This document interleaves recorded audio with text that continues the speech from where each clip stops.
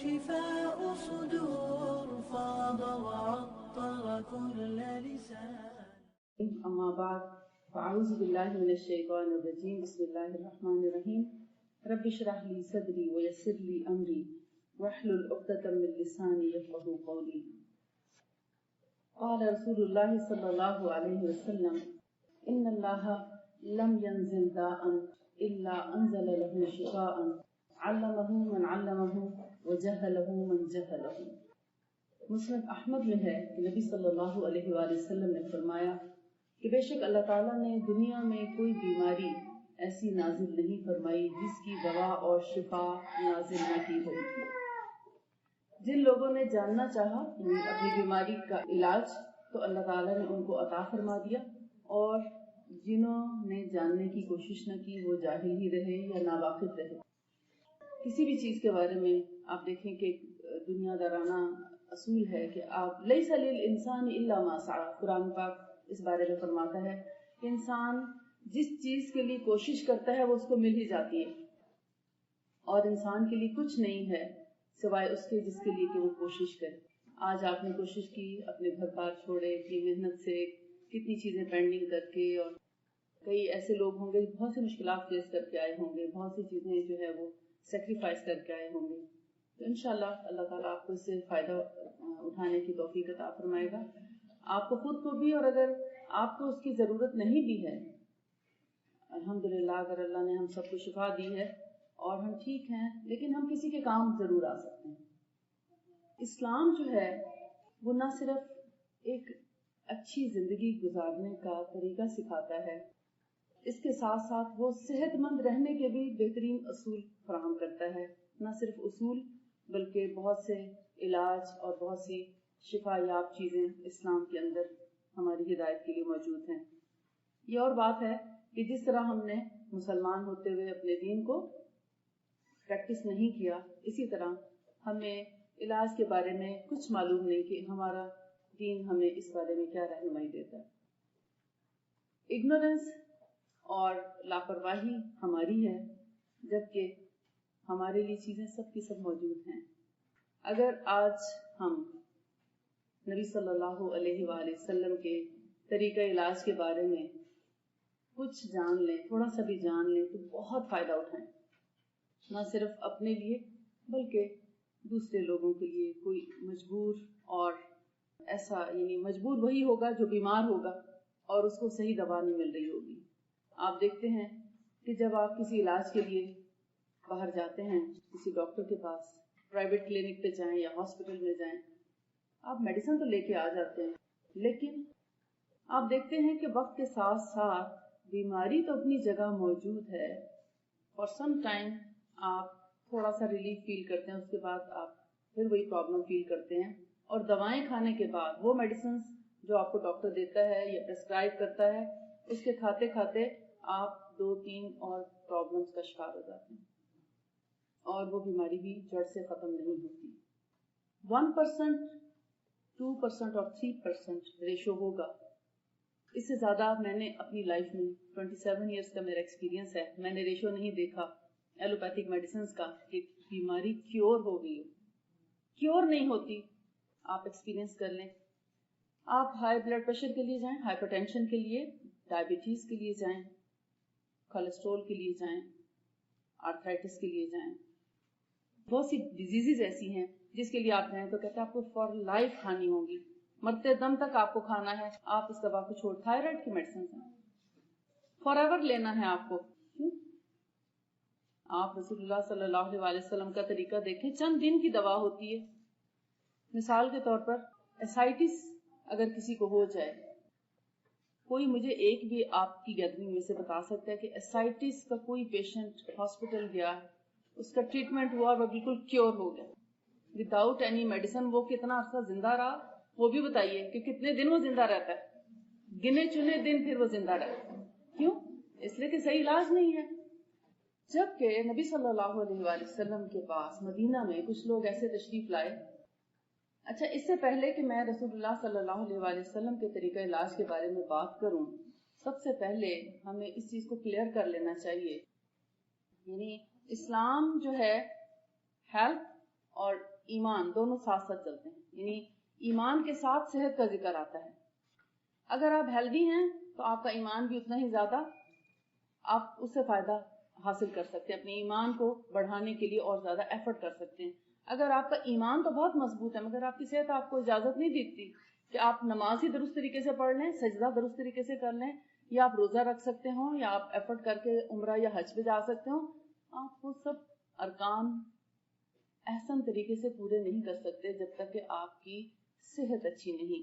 اور اگر آپ کی صحت اچھی ہے اور ایمان نہیں تو وہ آپ کی صحت کسی کام کی نہیں، کیونکہ آپ کو اپنے ایمان کے ساتھ اچھے طریقے سے عبادت کرنے کا موقع نہیں مل سکا کیونکہ آپ کا ایمان نہیں. مثال کے طور پر ہم میں سے کوئی بھی، میں بھی ہوں، جب سے انبیاء اس دنیا میں تشریف لائے، حضرت آدم علیہ السلام سے لے کر نبی صلی اللہ علیہ وسلم تک، تمام انبیاء جہاں لوگوں کو اپنے رب کی پہچان کراتے تھے، لوگوں کو اپنے رب سے ملاتے تھے، ان کو آپس میں یعنی اپنے رب سے ملنے کا طریقہ بتاتے تھے، اپنے رب کی پہچان کراتے تھے، تو وہیں پر لوگوں کی صحت اور تندرستی کی ذمہ داری بھی انبیاء علیہ السلام پر تھی. جہاں وہ رب سے جوڑتے تھے، ان کا ایمان، ان کا عقیدہ، ان کی عبادات، ان کے اخلاقیات، ان کے معاملات، تو وہاں ان پر یہ ذمہ داری بھی تھی کہ جب انسانوں میں سے کوئی بیمار ہو تو اس کی صحت سے متعلق بھی وہ سارا بندوبست کریں جو کہ ایک ڈاکٹر کرتا ہے. ایک ڈاکٹر کی ذمہ داری ہوتی ہے. تو اس کا مطلب یہ ہوا کہ سارے نبی جہاں اللہ کا پیغام لے کر آئے، اللہ تعالیٰ کی پہچان کرانے کے لیے لوگوں کے پاس آئے، تو وہیں پر ان کی صحت، ان کی بیماریوں کا علاج وہ بھی ساتھ ساتھ کرتے رہے. ان کے پاس وہ علم کہاں سے آتا تھا؟ وہ اللہ رب العزت کی طرف سے آتا تھا. اللہ تعالیٰ ہی اس کا سورس تھے، اور جو چیز وحی الہی پر مبنی ہو، جس کا سورس وحی الہی ہو اور فرشتوں کے ذریعے پہنچی ہو، اس میں کسی قسم کے شک و شبہ کی کوئی گنجائش نہیں. بعد میں میڈیکل سائنس نے اپنی لائن الگ کر لی اور دین کو الگ کر دیا گیا. جیسے ایجوکیشن کو الگ کیا گیا، اسی طرح ہیلتھ کو بھی الگ کر دیا گیا، اسی طرح دین کو ٹکڑوں میں بانٹ دیا. جبکہ ایجوکیشن بھی جو تھی وہ بھی انبیاء علیہ السلام کے ذمہ ہوتی تھی، وہی ایجوکیٹ کرتے تھے لوگوں کو. اور ان کو کون سکھاتا تھا؟ ان کا علم اللہ رب العزت کی طرف سے ہوتا تھا. اور جس کا استاد خود رب کائنات ہو، اس سے اچھا علم کون دے سکتا ہے؟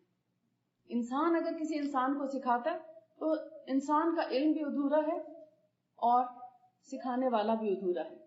جبکہ جس کو اللہ خود سکھائے، حضرت جبرائیل علیہ السلام کے ذریعے، ان کے علم میں کسی قسم کی شک و شبہ کی کوئی گنجائش نہیں. اس وقت آپ کو میڈیکل سائنس میں روزانہ نئی نئی ریسرچز جو ہیں وہ پتہ چلتی ہے کہ آج پتہ چلا ہے کہ فلاں چیز جو ہے وہ بہت اچھی ہے، فلاں ہرب جو ہے بہت اچھی ہے. اب لوگ نیچروپیتھی کی طرف آ رہے ہیں، نیچرل ٹریٹمنٹس جو ہیں وہ زیادہ پسند کر رہے ہیں بنسبت کیمیکل بیسڈ میڈیسنز کے. تو اس کی ایک وجہ ہے کیونکہ اب سارا علم آن لائن آ رہا ہے. تو اللہ تعالیٰ نے بہت سے فاصلے ہمارے کم کر دیے، یعنی علم کا جو سورسز تھے ان کو بہت ہمارا مطلب ایک طرح سے ہماری اپروچ میں آ گئی ہیں سب چیزیں، جس کی وجہ سے لوگوں کو شعور آنا شروع ہوا، لوگوں نے ریلیٹ کرنا شروع کیا کہ اچھا یہ اتنا سمپل سا علاج اور ہم کتنے دور کے راستوں سے اس تک پہنچتے ہیں اور کتنے مہنگے طریقے اختیار کرتے ہیں. اب آپ دیکھیں کہ جب انبیاء علیہ السلام جو ہیں وہ صحت کا نہ صرف یہ کہ علم رکھتے تھے بلکہ وہ پریکٹس بھی کرتے تھے، وہ لوگوں کو صحت یاب بھی کرتے تھے. تو پھر اب آپ آئیے نبی صلی اللہ علیہ وسلم کے طریقہ علاج کی طرف، کیونکہ رسول اللہ صلی اللہ علیہ وسلم کا جو طریقہ علاج ہے طب نبی اسی پر بیس کرتی ہے. اور اللہ کے رسول صلی اللہ علیہ وسلم نے نہ صرف یہ کہ ہلکے پھلکے جیسے ہم کہتے ہیں نا فرسٹ ایڈ کے طور پر تو آپ لے سکتے ہیں، مگر بڑے سیریس جو النیسز ہیں ان میں آپ ایسی رسک نہیں لے سکتے. آپ کو اور بھی بہت سے کنفیوژنس ہیں وہ پیدا کرنے کی کوشش کی جاتی ہے، آن لائن بھی پیدا کرنے کی کوشش کی جاتی ہے کنفیوژنس، تاکہ لوگ ان چیزوں پر بلیو نہ کریں اور لوگوں کو ڈسٹریکٹ کر کے پھر میڈیسنز پہ ہی لایا جائے. جب یہ پتا چلے گا اوور آل مسلمانوں کو کہ ایک اونٹ جو ہے، اونٹنی اس کے دودھ میں بہت زیادہ شفا ہے، ایون اس کے یورین میں بہت زیادہ شفا ہے، تو لوگوں کا آٹومیٹیکلی رجحان بڑھے گا کیملز کی طرف. وہ جائیں گے، وہ دودھ پینے کی کوشش کریں گے. کہ آپ کو ایک دم سے خبر ملے گی جی کرونا وائرس آ گیا، اونٹوں کے قریب نہ جائیں، اس کا دودھ نہ پئیں. ایک دم سے آپ کو ایسی چیزیں سرکولیٹ کرنا شروع کر دیں گی واٹس ایپ پہ، فیس بک پہ. بغیر تحقیق کے کسی بات پر بھی آپ کام نہ کریں. جہاں آپ کو اوتھینٹک حدیث ملتی ہے اس کے مقابلے میں اگر آپ کو کوئی جھوٹی یا سچی سائنٹیفک ریسرچ بھی مل جائے، وہ ٹیمپریری ہوگی، چند دن کی بات ہوگی، اس کے بعد پھر اسی کی تردید آ جائے گی کہ نہیں یہ سب غلط تھا. یہ بیسیکلی لوگوں کو سنت سے ہٹانے کے لیے سب کیا جاتا ہے. اب دیکھیں وائرس اگر آئے تو پھر کتنی دنیا اس کی لپیٹ میں آتی ہے. جب فلو پھیلتا ہے سمپل سی بات ہے تو کیسے ایک دم سے لوگ اس کے اندر مبتلا ہو جاتے ہیں. اگر کرونا وائرس ہے تو کیا خیال ہے کہ جو سب سے پہلے تو اس کو بیمار ہونا چاہیے جو اونٹ کو سنبھالتا ہے. وہ کیوں نہیں بیمار ہوتا؟ سمپل سی بات ہے. اگر وائرس کا تو اونٹوں والے سب مر جاتے. سمجھنے کے لیے اتنی بات کافی. اچھا اب آپ اسی اونٹنی سے ہی میں علاج کی بات شروع کرتی ہوں کہ نبی صلی اللہ علیہ وسلم کے زمانے میں مدینہ میں کچھ لوگ باہر سے آئے، جیسے وفود آیا کرتے تھے، بہت سے لوگ آتے تھے، بادشاہوں کے بھی وفود آتے تھے، عام لوگوں کے بھی آتے تھے.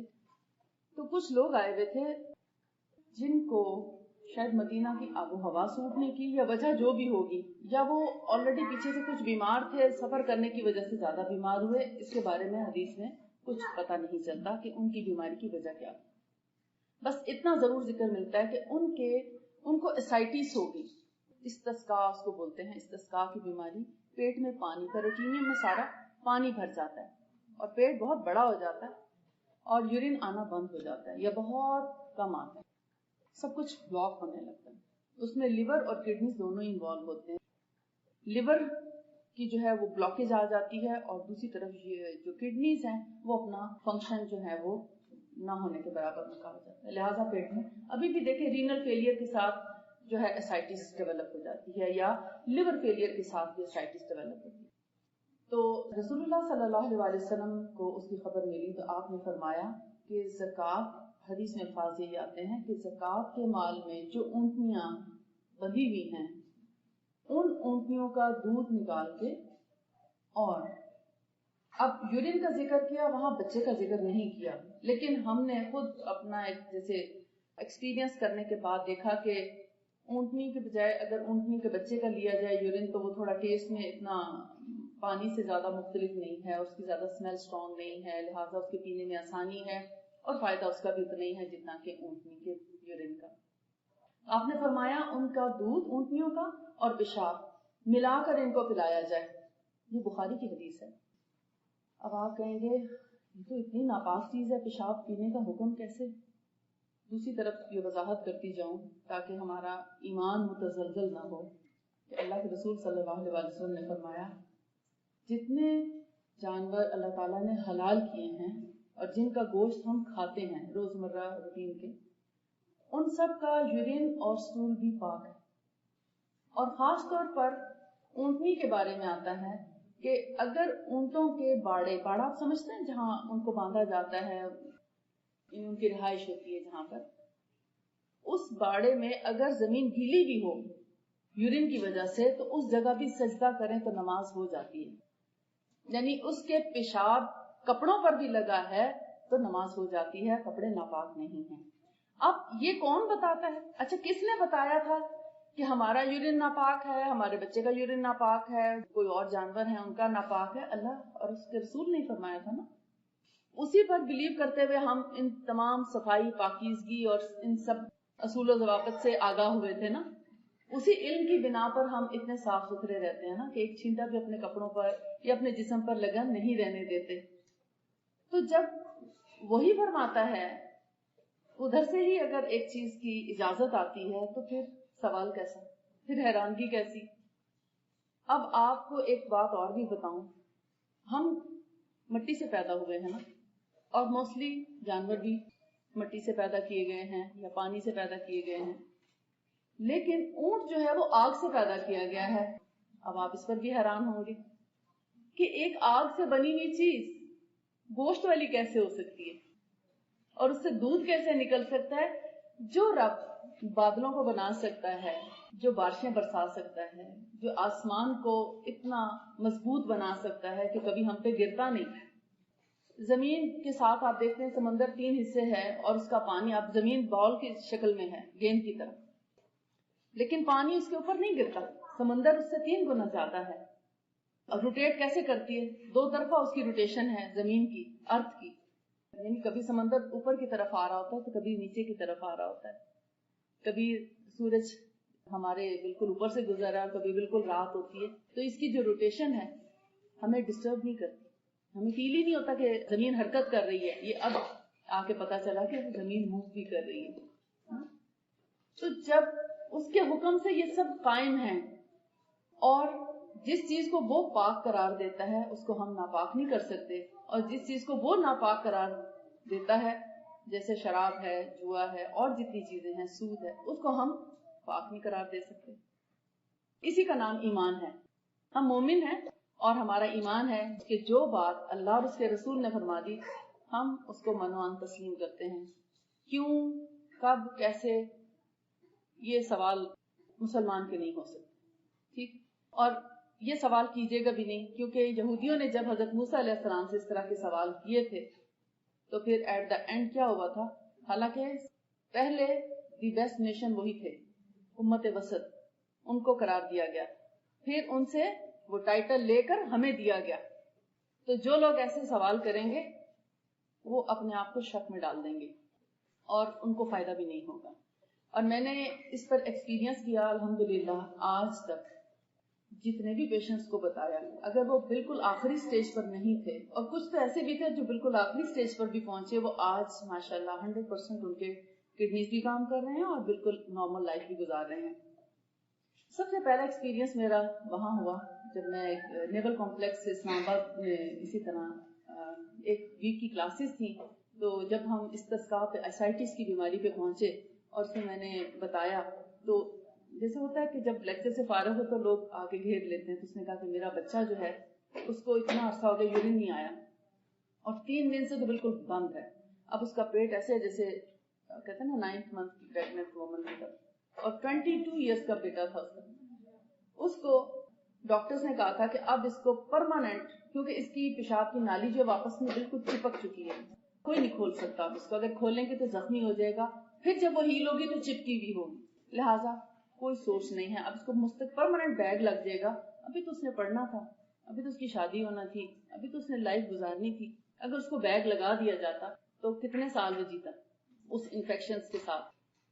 اس کو میں نے یہی بتایا، میں نے کہا تم ایسا کرو. مجھے اس وقت مقدار کا کچھ اندازہ نہیں تھا، بس پڑا تھا تو میں نے سوچا ہاف آف کر لوں.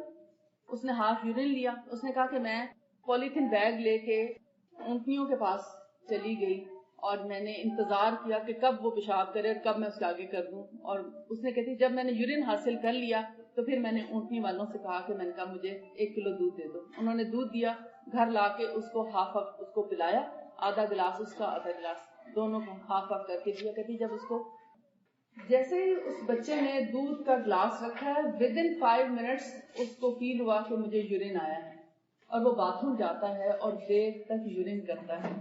کتنے دنوں سے، 3 دن سے تو اس کو بالکل یورین نہیں آیا تھا، اور نیکسٹ ڈے اس کی سرجری تھی تو وہ یورین کرتے کرتے اس کا تقریباً پیٹ آدھا ہو جاتا ہے. اب اس کا ایمان اور بڑا. نالی کس نے بنائی؟ اس کو کس نے کھولا؟ اس کے گردوں کو کس نے کام سکھایا؟ جس نے ان کو بنایا تھا. لہٰذا نیکسٹ ڈے وہ پھر کھڑی ہوگی جا کے اور یورین کا انتظار کرنے لگی. جب یورین مل گیا تو پھر دودھ نکالنا تو آسان کام ہے نا، یورین نہیں حاصل کیا جا سکتا اتنی آسانی سے. نیکسٹ ڈے اس نے پھر پلایا، 3rd ڈے اس نے پھر پلایا، اور آپ یقین مانے ودن 3 days ٹوٹلی کمپلیٹ شفا یاب ہو چکا. 4th ڈے جب وہ ہاسپٹل جاتی، ڈاکٹر کو دکھاتی، وہ رپورٹس دیکھتا ہے، بچے کو دیکھتا ہے، وہ کہتا ہے یا رپورٹس غلط ہیں اور یا آپ کسی اور کو لے آئی ہیں، یہ وہ نہیں ہے، ایسا پاسبل نہیں ہے، یہ معجزہ ہے. الحمدللہ. اسی طرح ابھی ریسنٹلی 1 مہینہ پہلے کی بات ہے، کراچی میں ہماری ایک بہت اچھی دوست ہیں، ان کی بہن بیمار ہوئی. ان کو اسی طرح یورینری پرابلمز ہوئے، ہاسپٹل گئی، پتہ چلا رینل فیلئر ہے. جب ہاسپٹل گئی 30% رینل فیلئر تھا، انہوں نے بہت علاج کیے، سب کچھ کیا، پھر ڈائلسس بھی شروع کیا، لیکن وہ 0% پر آ گئی ود ان فیو ڈیز. گردے 0% پہ آ گئے، کچھ بھی کام چھوڑ دیا. آخر ڈاکٹر نے کہا اس کو لے جائیں اور اب آپ قبر کی تیاری کریں کیونکہ مزید نہیں زندہ رہ سکتی. اس کی واپسی کا امکان 100% نہیں ہے.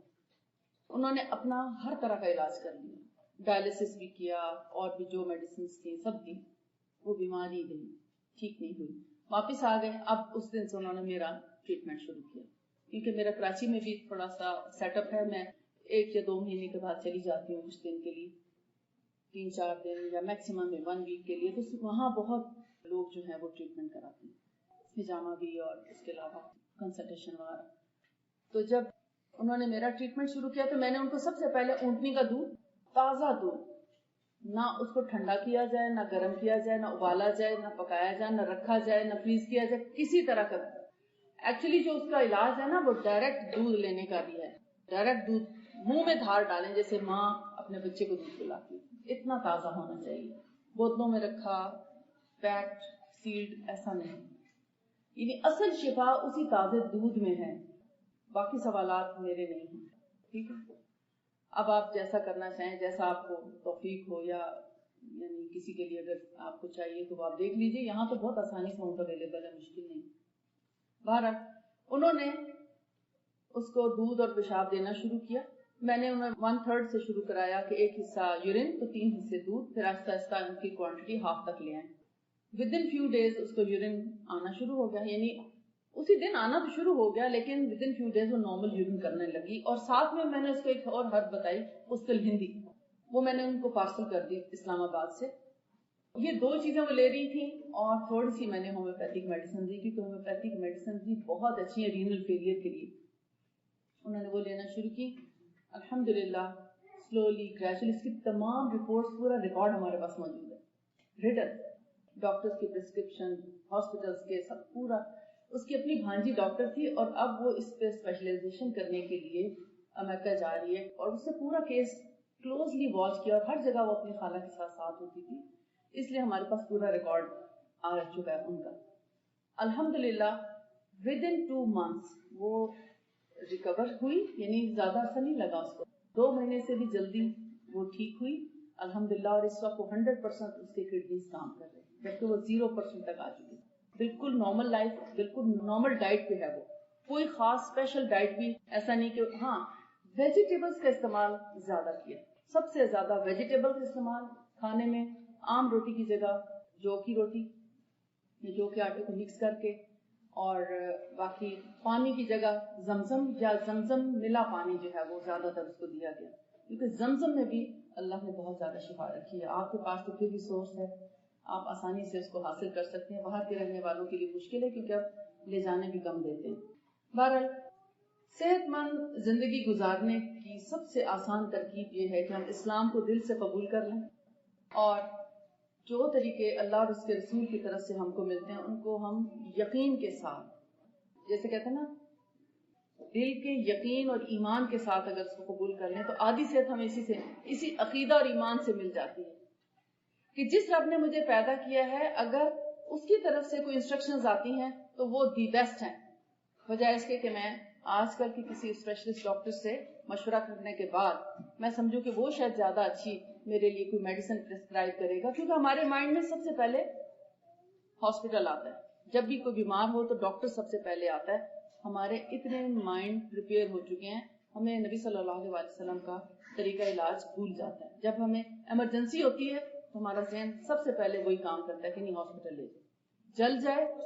اتنا آسان علاج ہے، اگر انسان ابلتے پانی سے، چائے سے، کسی بھی آئرن سے، ڈائریکٹ ہیٹ سے، آگ پر کسی طریقے سے بھی اگر جل جائے تو سب سے پہلا علاج شہد لگانا ہے.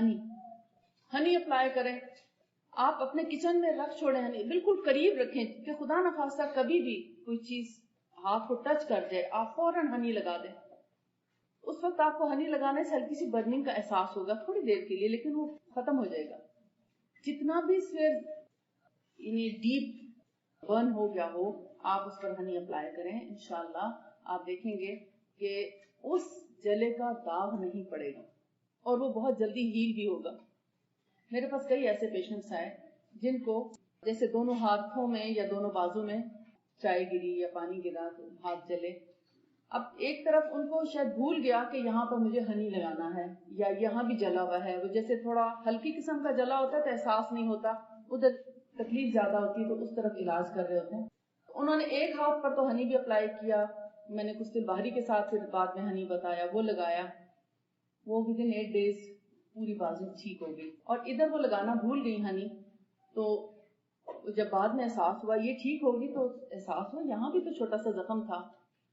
وہ 1 مہینہ بعد ٹھیک ہوا, کم جلا ہوا, ہلکی قسم کا زخم, تھوڑا سا اگنور ہوا, اس پہ پانی لگ گیا, وہ 1 مہینے میں ٹھیک ہوا. جبکہ ڈیپ برن جو تھا اور اتنا مطلب بہت بڑے ایریا کا جو جلا ہوا تھا اس پہ کسی قسم کا کوئی نشان نہیں پڑا. ہیلنگ بھی 1 ہفتے کے اندر ہو گئی اور یہ 1 مہینے بعد ٹھیک ہوا اور اس کا داغ بھی آج تک قائم ہے. اب وہ کینیڈا شفٹ ہو گئی, لیکن وہ داغ ہمیشہ یاد کرتی ہیں کہ جو آپ نے علاج کیا تھا وہ میرا بالکل ایٹ اے ٹائم جلی ہوئی چیز, ایک زیادہ گہری جلی ہوئی سنت علاج سے ٹھیک کیا اور ایک کم جلی ہوئی جگہ جس کو تھوڑا سا اگنورینس کی وجہ سے یا اس کو مطلب بھول گئی کہ یہاں پر اتنا ہے, اس نے اپلائی نہیں کیا یا بعد میں اپلائی جب کرنا شروع کیا تو ٹھیک ہوا, لیکن اس کو داغ نہیں کیا کیونکہ فوری طور پر شہد کا استعمال نہیں کیا. تو ایک ہے قسط البحری ہرب اور ایک ہے قسط الہندی. ان دونوں کو, یہ 2 ہربس ہیں, کاسٹس پلانٹس کی روٹس ہیں بیسیکلی, لیکن اس کو لیتے ہوئے صرف نام کی وجہ سے آپ اگر اس کو مارکیٹ میں خریدیں گے تو ہو سکتا ہے آپ کچھ غلطی کر جائیں, کوئی غلط چیز آپ کو مل جائے. جیسے بلیک سیڈز ہیں مثال کے طور پر, یا بلیک سیڈ آئل ہے, حبہ سودا جس کو بولتے ہیں, زیت حبۃ السودا. اب یہاں ہم بلیک سیڈز بولتے ہیں, امریکہ میں اس کو بلیک کیومن کہتے ہیں. ہر چیز کو توڑ مڑوڑ کے آج تک ان کی جو رگ ہے پھڑکتی ہے, وہ ہر چیز میں ٹیڑھا پن اختیار کر لیتے ہیں. یعنی انہوں نے اس کو شک میں ڈالنے کے لیے بلیک سیڈ کی جگہ بلیک کیومن کر دیا. اب کبھی آپ سرچ کرتے ہیں بلیک سیڈ تو کچھ اور نکل آتا ہے, بلیک کیومن کرتے ہیں تو کچھ اور, سمجھ میں نہیں, یعنی انہوں نے گڑبڑا دیا نا کہ آپ کسی سنت پر عمل نہ کر سکیں. ہم نبی صلی اللہ علیہ وسلم کے طریقے میں دیکھتے ہیں تو تہنیک, یعنی بچہ اگر پیدا ہوتا ہے تو اس کو پیدا ہوتے ساتھ جب اس کی صفائی وغیرہ کر لیتے ہیں تو سب سے پہلے حکم ہے کہ اس کو شہد یا کھجور کا شہد, یعنی کھجور کے اندر سے جو اس کا گودا نکلتا ہے اس کا پانی اندر سے یعنی چبا کے اس کا شیرہ بچے کے منہ میں لگایا جائے. ابھی ریسنٹلی اس کی جو ریسرچ آئی اس سے پتا چلا کہ جن بچوں کو فوری طور پر میٹھا مل جاتا ہے ان کا برین زیادہ ایکٹیو ہوتا ہے, وہ زیادہ جینیس ہوتے ہیں, زیادہ مینٹلی الرٹ ہوتے ہیں بنسبت ان کے جن کو میٹھا نہیں دیا جاتا. وہ میٹھا کوئی آپ نے بوتل میں پلانا نہیں ہے, بس جسٹ چٹانا ہے انگلی کے ٹپ کے ساتھ لگا کے, اور اوپر والے دانتوں کے پیچھے کی جو ثنائے الیہ جس کو بولتے ہیں اس میں بس آپ نے لگا دینا تالو پہ. جسٹ اتنے لگانے سے کیا حرض ہے, ایک ڈراپ اگر آپ لگا دیتے ہیں ایک بچے کے منہ میں اس سے کیا نقصان پہنچانا. منع اس لیے کیا گیا جب لوگوں کو پتا چلا کہ میٹھا کھلا تو چمچے بھر بھر کے چھوٹے پیدا ہوتے بچوں کے منہ میں ڈالے ہوں گے تو ڈاکٹر نے منع کر دیا ہوگا. یا پھر دوسری بات یہ ہوگی کہ اگر مسلمان لوگ میٹھا لیتے رہے تو یہ اتنے ہوشیار ہو جائیں گے کہ ہم پر چھا جائیں گے.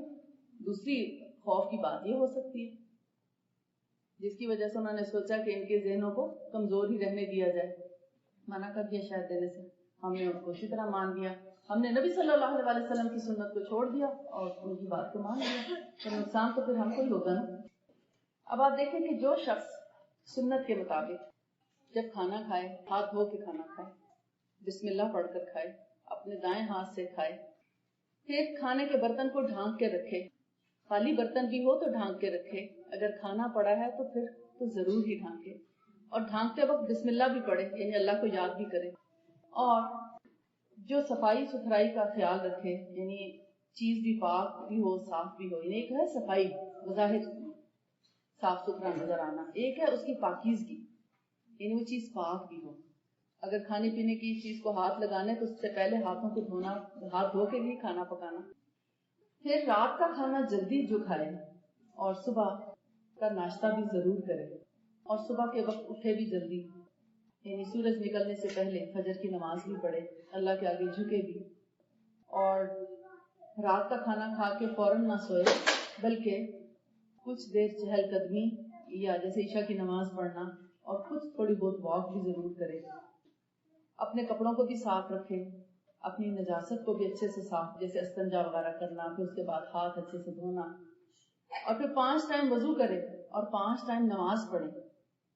جو قرآن پاک کی تلاوت کرے، اور یعنی جب قرآن پاک کی تلاوت کی جاتی تو فرشتے آتے ہیں سننے کے لیے، اور صرف سن کے چلے نہیں جاتے بلکہ وہ ضرور اللہ کی طرف سے ایک قسم کی مدد کے لیے بھیجے جاتے ہیں. تو ہماری جو مشکلات ہیں وہ آسان ہوتی ہیں قرآن پڑھنے کی وجہ سے. آپ اس کو فیل کر کے دیکھیے گا کہ جس دن آپ قرآن کی تلاوت کرتے ہیں وہ دن آپ کے ان دنوں سے مختلف ہوتا ہے جس دن آپ تلاوت نہیں کرتے. جس دن آپ 5 نمازیں پڑھتے ہیں اور اپنے وقت پہ پڑھتے ہیں، فجر بھی اپنے وقت پہ اٹھ کے پڑھتے ہیں، وہ دن آپ کے ان دنوں سے مختلف ہوگا جس دن آپ کی نماز قضا ہو جاتی ہے. اور جب کھانا کھائے جو مسلمان پیٹ بھر کے نہ کھائے، تھوڑا سا بھوک باقی ہو تو چھوڑ دے، کیونکہ مسلمان پیٹ بھر کے کھانا نہیں کھاتا. یہ اللہ کے رسول صلی اللہ علیہ وسلم کی سنت ہے. تو وہ کیسے بیمار ہو سکتا ہے؟ جو ان تمام سنتوں کو پورا کرنے والا ہو وہ تو بیمار ہی نہیں ہوگا. اور اگر کوئی ایکسیڈنٹل کچھ ایسے واقع، جیسے ایکسیڈنٹ ہی ہو جاتا ہے، روڈ ایکسیڈنٹ ہے، یا جیسے جل جانا، گر جانا، کسی بھی طریقے سے کوئی اور بیماری، سردی گرمی کا اثر ہو جانا، تو وہ بہت جلدی ٹھیک بھی ہو جاتا ہے. یہ تمام سنتیں ہم کو صحت دلانے کے لیے ہیں. اصل میں آپ دیکھیں، ایک شخص جو کھانا ہاتھ دھوئے بغیر کھا لیتا ہے، اس کا خطرہ نہیں ہے کہ وہ کبھی بھی بیمار ہو سکتا ہے. ہمارے پاکستان میں ایسا ہوا، موٹر وے پہ سفر کر رہے تھے، جیسے ٹرکس جاتے ہیں نا مختلف دور دور کے علاقوں میں سامان پہنچانے، سبزیاں ہوتی ہیں ایک جگہ سے دوسری جگہ، یا تو بہرحال وہ لے کے جا رہے تھے. راستے میں وہ اسٹیشن پہ کھڑے ہوئے اور انہوں نے کھانا کھایا. اس کھانا کھانے سے تھوڑی دیر پہلے ان کا ٹائر پنکچر ہو گیا تھا. تو وہ لوگ اترے، انہوں نے ٹائر اس کا چینج کیا اور ٹائر لگا کے، اب یہ تو کسی کو نہیں پتا ہاتھ دھوئے، عام طور پہ ہاتھ نہیں دھوئے جاتے، ٹھیک ہے. تو جب کھانے کا ٹائم آیا، انہوں نے کھانا کھایا، تو جس شخص نے ڈرائیور نے ہاتھ دھو لیے، جبکہ جو اس کا دوسرا پارٹنر تھا اس نے ہاتھ نہیں دھوئے اور اس نے کھانا کھا لیا. تو پھر یہ تھوڑی دیر سستانے کے لیے لیٹ جاتے ہیں کہ تھوڑا ریسٹ کر کے پھر آگے چلیں. جب وہ لیٹا تو اس کے بعد وہ اٹھ نہیں سکا، فوت ہو گیا. تو پتہ چلا جب ساری ریسرچ ہوئی کہ آخر کیا وجہ تھی، دونوں نے ایک ہی وقت میں کھانا کھایا، ایک ہی جگہ سفر کیا، ایک ہی ہوٹل سے کھایا اور اپنی اپنی ایک ہی چیز کی. وجہ کیا تھی؟ تو اس کے ہاتھوں سے جب دیکھا گیا تو جب ٹائر چینج کیا تو ٹائر چینج کرنے سے پہلے کوئی سانپ اس ٹائر سے کچلا گیا تھا جس کا زہر اس پر لگا ہوا تھا. تو اس نے چونکہ ہاتھ نہیں دھوئے تو وہ اس کا زہر اس کے اندر چلا گیا، جس کی وجہ سے اس کی چند منٹس میں ڈیتھ ہو گئی. اب آپ دیکھیں اسلام کا سنہرا اصول کہ جب ہم ہاتھ دھو لیتے ہیں تو ہم کتنی زہروں سے محفوظ ہو جاتے ہیں. یہ تو وہ چیز تھی جو فزیکلی نظر آ رہی تھی، لیکن بہت سی چیزیں ایسی بھی ہوتی ہیں. ہم جیسے عام طور پر جیسے پبلک ایریاز میں جاتے ہیں، ٹرالیز وغیرہ یوز کرتے ہیں، مالز میں جاتے ہیں، شاپنگ کرتے ہیں، پتہ نہیں ہوتا کون سی چیز کہاں سے گر کے اٹھ کے آئی ہے ہمارے پاس. سبزیاں لیتے ہیں، بعض اوقات سبزیاں ایسی زہریلی جگہوں پر، یا زہریلی جگہ نہیں ہوگی تو ایسی گندی جگہوں پر بعض اوقات گر جاتی ہیں کہ اس کو جتنا بھی آپ مطلب ہوتا ہے نا ہلکا پھلکا دھوئیں تو وہ گندگی نہیں جاتی جب تک کہ اس جگہ کو کھرچ کے صاف نہ کر دیا جائے. یا جب آپ بسم اللہ پڑھ کر اس کو یوز کریں گے تو انشاءاللہ اس کا تمام نقصان دینے والے اثرات سے آپ محفوظ ہو جائیں گے. اس لیے ہر کام سے پہلے جو شخص بسم اللہ کی عادت ڈالے، جو اللہ کو یاد کرے گا، تو اللہ تعالیٰ فرماتے ہیں فَاذْكُرُونِي أَذْكُرْكُمْ، تم مجھے یاد کرو تو میں تمہیں یاد کروں گا. اور ہم کیسے یاد کریں گے؟ بسم اللہ پڑھ کر.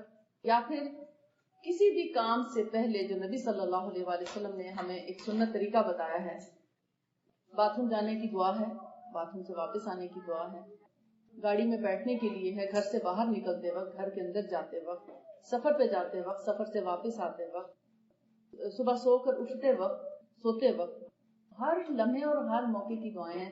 سیڑھی اترتے وقت، سیڑھی چڑھتے وقت، ہر موقع کی دعائیں. فَاذْكُرُونِي أَذْكُرْكُمْ، تم مجھے یاد کرو تو میں تمہیں یاد کروں گا. وہ کیسے یاد کرے گا؟ ہم تو اکیلے میں یاد کریں اللہ کو تو وہ ہمیں فرشتوں کی محفل میں یاد کرتا ہے کہ دیکھو میرا فلاں بندہ جو ہے مجھے یاد رکھتا ہے. اللہ تعالیٰ فخر سے ان کے سامنے بیان کر فرماتے ہیں. اللہ تعالیٰ اس طرح یاد رکھتا ہے کہ ہمیں ان تمام نقصانات سے بچا لیتا ہے، ہماری حفاظت فرماتا ہے جو ہمیں پہنچنے والے تھے. جو کام ہم نے بسم اللہ پڑھ کر شروع کیا اس میں اللہ تعالیٰ کی مدد شامل ہو جاتی ہے. اور اللہ تعالیٰ ایک حدیث میں آتا ہے، اس کا مفہوم ہے کچھ اس طرح سے کہ جب ایک بندہ مجھ پر اپنی کوشش کے بعد توکل کرتا ہے، توکل یعنی بھروسہ کرتا ہے، تو فرشتوں سے اللہ تعالیٰ فرماتے ہیں کہ مجھے شرم آتی ہے اس کے توکل سے کہ جو میرے پر کرتا ہے، تو میں کیسے ہو سکتا ہے کہ وہ مجھ پر توکل کرے، میں اس کا کام نہ کروں. تو بسم اللہ پڑھ کر دراصل ہم ایک طرح سے توکل کر رہے تھے کہ اب ہم اس کے شر سے محفوظ ہو گئے ہیں. اور جس کھانے کے اور پینے کے برتن کو آپ ڈھانک کے رکھیں گے، شیطان اس میں منہ نہیں مار سکتا. شیطان کو توفیق نہیں ہوتی کہ وہ اس کھانے میں منہ مارے جس پر بسم اللہ پڑھی گئی، لیکن جس پر آپ نے بسم اللہ نہیں پڑھی وہ آپ کے ساتھ ساتھ کھانا کھاتا ہے. ہر انسان جو دنیا میں آیا ہے اس کے ساتھ ایک شیطان بھی آیا ہے، اور اسی شیطان کے شر سے ہم تبھی محفوظ رہ سکتے ہیں جب ہم اللہ کو یاد کریں. یہ ہے فاذکرونی اذکرکم، مجھے یاد کرو تو میں تمہیں یاد رکھوں گا. ہم چھوٹی سی بات میں یاد رکھتے ہیں کہ بسم اللہ پڑھ کے یاد رکھتے ہیں تو وہ ہماری اتنی زبردست پروٹیکشن کرتا ہے. بعض اوقات ہم گاڑی میں بیٹھتے وقت جیسے بسم اللہ پڑھی، ہو سکتا ہے ہم بہت بڑے حادثے سے بچ جائیں. سفر سے پہلے سبحان الذی سخر لنا ھذا، تو اللہ تعالیٰ ہو سکتا ہے ہمیں بہت بڑے بڑے حادثات سے بچائیں، ہم اپنے گھر خیر و عافیت سے پہنچیں. جب آپ سواری پہ بیٹھ جاتے ہیں تو آپ خطرات کی زد میں ہوتے ہیں، اور جب آپ اپنے رب کو یاد کر کے بیٹھیں گے تو انشاءاللہ آپ کو کوئی کسی قسم کا ضرر نہیں. اب آپ دیکھیں مختلف بیماریاں ہیں، مثال کے طور پر آپ کہیں گے کہ کوئی دوا ایسی نہیں بتائی گئی جس سے ہم کوئی فائدہ اٹھا سکیں، تو میں مختصراً بتاتی ہوں کہ جس طرح نبی صلی اللہ علیہ وسلم نے فرمایا کالے دانے میں ہر بیماری سے شفا ہے سوائے موت کے، اور وہ کالا دانہ حبہ سودا ہے، بلیک سیڈز ہیں جس کو چبا کے بھی کھایا جا سکتا ہے، جس سے آپ اپنا امیون سسٹم کو اسٹرانگ کر سکتے ہیں. ابھی جو لیٹسٹ جو 2 بیماریاں بہت واضح سامنے آ رہی ہیں، اس صدی کی جو بیماریاں میں سمجھتی ہوں اور میں گیس کرتی ہوں، اس صدی میں 2 بہت بڑی بیماریاں آ رہی ہیں، ان کا ریشو بہت زیادہ ہو رہا ہے. ایک اسپائنل کارڈ کی پرابلمز، کینسر تو ہے ہی، دوسری auto immune disease. Auto immune disease کیا ہیں کہ جب آپ اینٹی بایوٹک کھاتے یعنی بہت لمبے عرصے تک اینٹی بایوٹکس کھاتے ہیں، وجوہات نہیں پتا کہاں سے آ رہی ہے autoimmune disease. Antibiotics جب آپ بہت زیادہ عرصے تک کھاتے ہیں اور پین کلرز بھی بہت زیادہ عرصے تک کھاتے ہیں یا اینٹی الرجیز بہت زیادہ عرصے تک کھاتے ہیں، تو آپ کا امیون سسٹم سپریس ہوتا جاتا ہے. سپریس، اس سپریشن کے نتیجے میں آٹو امیون ڈیزیز پیدا ہوتی ہے. آرتھرائٹس آٹو امیون ہے، سورائسس آٹو امیون ہے، M S autoimmune disease ہے، مسکولر سکلروسس، اور اسی طرح نروز کے جیسے muscular dystrophy autoimmune disease ہے. یہ ساری ڈیزیز جو ہیں پیدا ہوتی ہیں ان دواؤں کو برداشت کرنے کے نتیجے میں. آپ کا گلا خراب ہوا، آپ نے اینٹی بایوٹکس لی، یا بچے کا ہوا بچے کو دی. چھوٹے چھوٹے بچے آٹو امیون ڈیزیز میں آ رہے ہیں، چھوٹے چھوٹے بچے. پہلے تو کبھی ہوتا تھا 40 سال کے بعد جا کے، یعنی کچھ عرصہ کھاتے رہے اینٹی بایوٹک تو کبھی جا کے ہوا، لیکن اب تو بہت چھوٹے بچوں کو، اس طرح کے چھوٹے بچے جو ہیں وہ آٹو امیون میں جا رہے ہیں. ہمارے اسلام آباد میں ایک ڈاکٹر ہیں، ڈاکٹر کاوش. اسلام آباد کے رہنے والوں میں سے اگر کوئی یہاں پر ہے تو وہ ان کو بہت اچھی طرح سے جانتے ہوں گے، کیونکہ ویل نون پرسنالٹی ہیں، بہت اچھے ڈاکٹر ہیں اور بڑے اچھے لفظوں میں جانے جاتے ہیں. میں ان سے کبھی نہیں ملی، میں ان کو جانتی ضرور ہوں، میں بھی ان کے کام سے ان کو جانتی ہوں اور وہ بھی میرے کام سے مجھے جانتے ہیں. جو پیشنٹ لا علاج سمجھتے ہیں وہ میری طرف ریفر کر دیتے ہیں. اسلام آباد کے پنس ہاسپٹل کے وہ ڈائریکٹر ہیں، چائلڈ اسپیشلسٹ ہیں، سرجن ڈاکٹر ہیں، پیڈس کے سرجن ہیں، اور اس وقت وہ دی بیسٹ ڈاکٹر ہیں اسلام آباد. جب وہ دیکھتے ہیں کہ اب ایک بچے کو ہم سپروکسن ہے مثلاً وہ دے رہے ہیں اور ہم اسے نہیں چھڑا سکتے، تو اس کو چھڑانے کے لیے میرے پاس ہے. الحمدللہ ہمارے پاس کبھی ہفتے میں چھوٹ جاتی ہے اور کبھی 4 دن میں چھوٹ جاتی ہے، اور الحمدللہ سیف ہو جاتا ہے بچہ.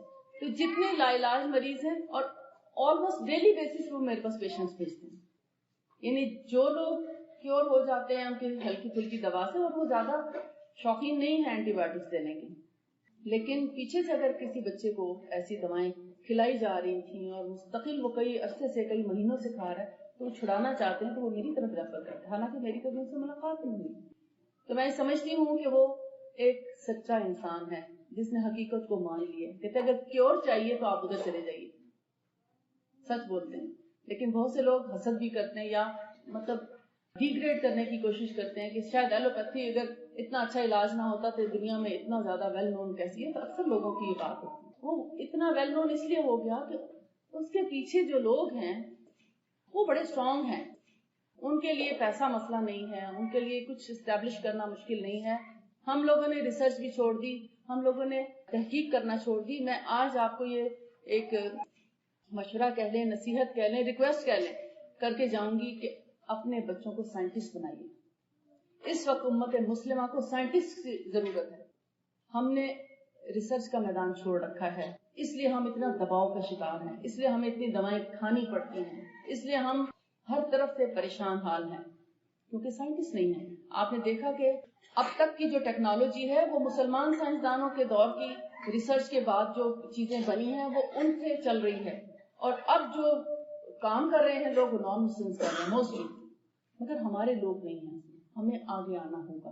ہم اپنے بچوں کو اس نہج پہ تیار کریں کہ کل کو وہ سائنٹسٹ بنے اور پھر امت مسلمہ کے ساتھ ساتھ پوری دنیا کا بھلا کریں. تو نبی صلی اللہ علیہ وسلم ہلکی پھلکی بیماریوں سے لے کے, اب اسائٹس جو ہے بڑی کمپلیکیٹڈ چیز ہے اور اس کا کوئی علاج نہیں ہے دنیا میں. کچھ عرصہ وہ پیٹ سے پانی نکالتے ہیں, آخرکار بندے کی ڈیتھ ہو جاتی ہے, وہ نہیں نکال سکتے. کتنی دفعہ آپ دیکھیں نا, کسی کے پیٹ سے پانی آپ نکالیں گے یا لنگس سے پانی نکالیں گے, لنگس میں پانی پڑ جائے تو اس کو پلیوٹسی بولتے ہیں, اور اگر وہ ٹی بی کی بہن ہے پلیوٹسی بیسیکلی ٹیوبرکلوسس کی, اور جو پیٹ میں پانی پڑ جائے تو اس کو اسائٹس بولتے ہیں. استسقاء کہا جاتا ہے, عربی میں بھی استسقاء کہا جاتا ہے, اردو اور ہندی میں بھی استسقاء کہا جاتا ہے.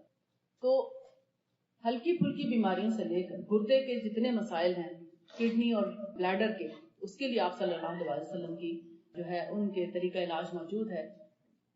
ہارٹ ڈیزیز میں آپ دیکھیں سب سے پہلے کارڈیالوجسٹ نبی صلی اللہ علیہ وسلم, کہ دنیا میں اگر پہلی دفعہ کسی نے دل کے مرض کی تشخیص کی, ڈائگنوسس جو کی, وہ رسول اللہ صلی اللہ علیہ وسلم نے.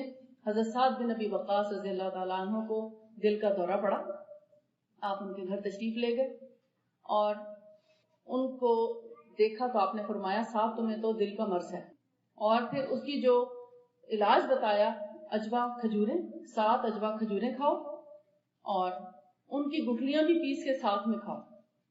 اور دوسری بات جو آپ نے اس وقت فرمائی وہ تھی کہ حارث بن کلدہ ثقیفی کو بلاؤ مشورے کے لیے, وہ مکہ کا ایک بہت ماہر حکیم تھا. اب دیکھیے دی بیسٹ پرسن کو بلایا جا رہا ہے مشورے کے لیے, عام کسی شخص کو نہیں کہا جا رہا. یعنی اگر اس سے ہمیں یہ لیسن ملتا ہے کہ اگر آپ کسی پرابلم کے لیے, کسی بھی ڈیزیز کے لیے اگر آپ کنسلٹ کرنا چاہتے ہیں تو اس کے ایکسپرٹ سے رابطہ کریں. ہر ایک سے نہ پوچھتے رہیں اس کے ٹوٹکے اور مشورے, اس سے آپ کو نقصان پہنچ سکتا ہے کہ ہو سکتا ہے وہ ادھوری بات آپ تک پہنچائے. تو انہوں نے حارث بن کلدہ ثقیفی کو بلایا تو اس نے بھی کیا بتایا کہ 7 اجوا ہی لیں, اس کی گٹھلیاں بھی ساتھ میں پیس لیں اور اس کو 1 کپ گرم پانی میں ڈال کے کچھ دیر سوک کریں, اور پھر اس میں 1 چٹکی میتھی دانہ بھی ڈالیں. 7 کھجوروں کی گٹھلیوں کو پیس کے ان کا پاؤڈر تقریباً 1 چمچ بنتا ہے, 7 اجوا کھجوریں اور 1 پنچ میتھی دانہ پاؤڈر. میتھی دانہ سمجھتے ایک میتھرے ہوتے ہیں جو کلونجی کے ساتھ ہم اچار میں ڈالتے ہیں, وہ نہیں, میتھی دانہ. فینوگریک سیڈز, مگر وہ تھوڑا براؤنش ہوتے ہیں. یہ میتھرے جو ہیں گولڈن ہوتے ہیں, تھوڑا اس کا کلر تھوڑا یلوش ہوتا ہے, جبکہ میتھی دانہ کا کلر تھوڑا مٹیالا ہوتا ہے, یعنی یلوش مٹیالا کلر ہے. چھوٹے بھی ہوتے ہیں, تھوڑا راؤنڈ شیپ میں ہوتے ہیں. یہ تھوڑا لمبوترے ہوتے ہیں, وہ تھوڑا سا گلائی میں ہوتے ہیں اور اس کا سائز چھوٹا ہوتا ہے. آپ میتھی دانہ کر کے کہیں گے انہیں کہ چھوٹے والا دیں تو انشاءاللہ آپ کو مل جائے گا. 1-2 دفعہ غلطی کھائیں گے, ہو سکتا ہے پھر ٹھیک ہو جائے, آپ کو پہچان ہو جائے.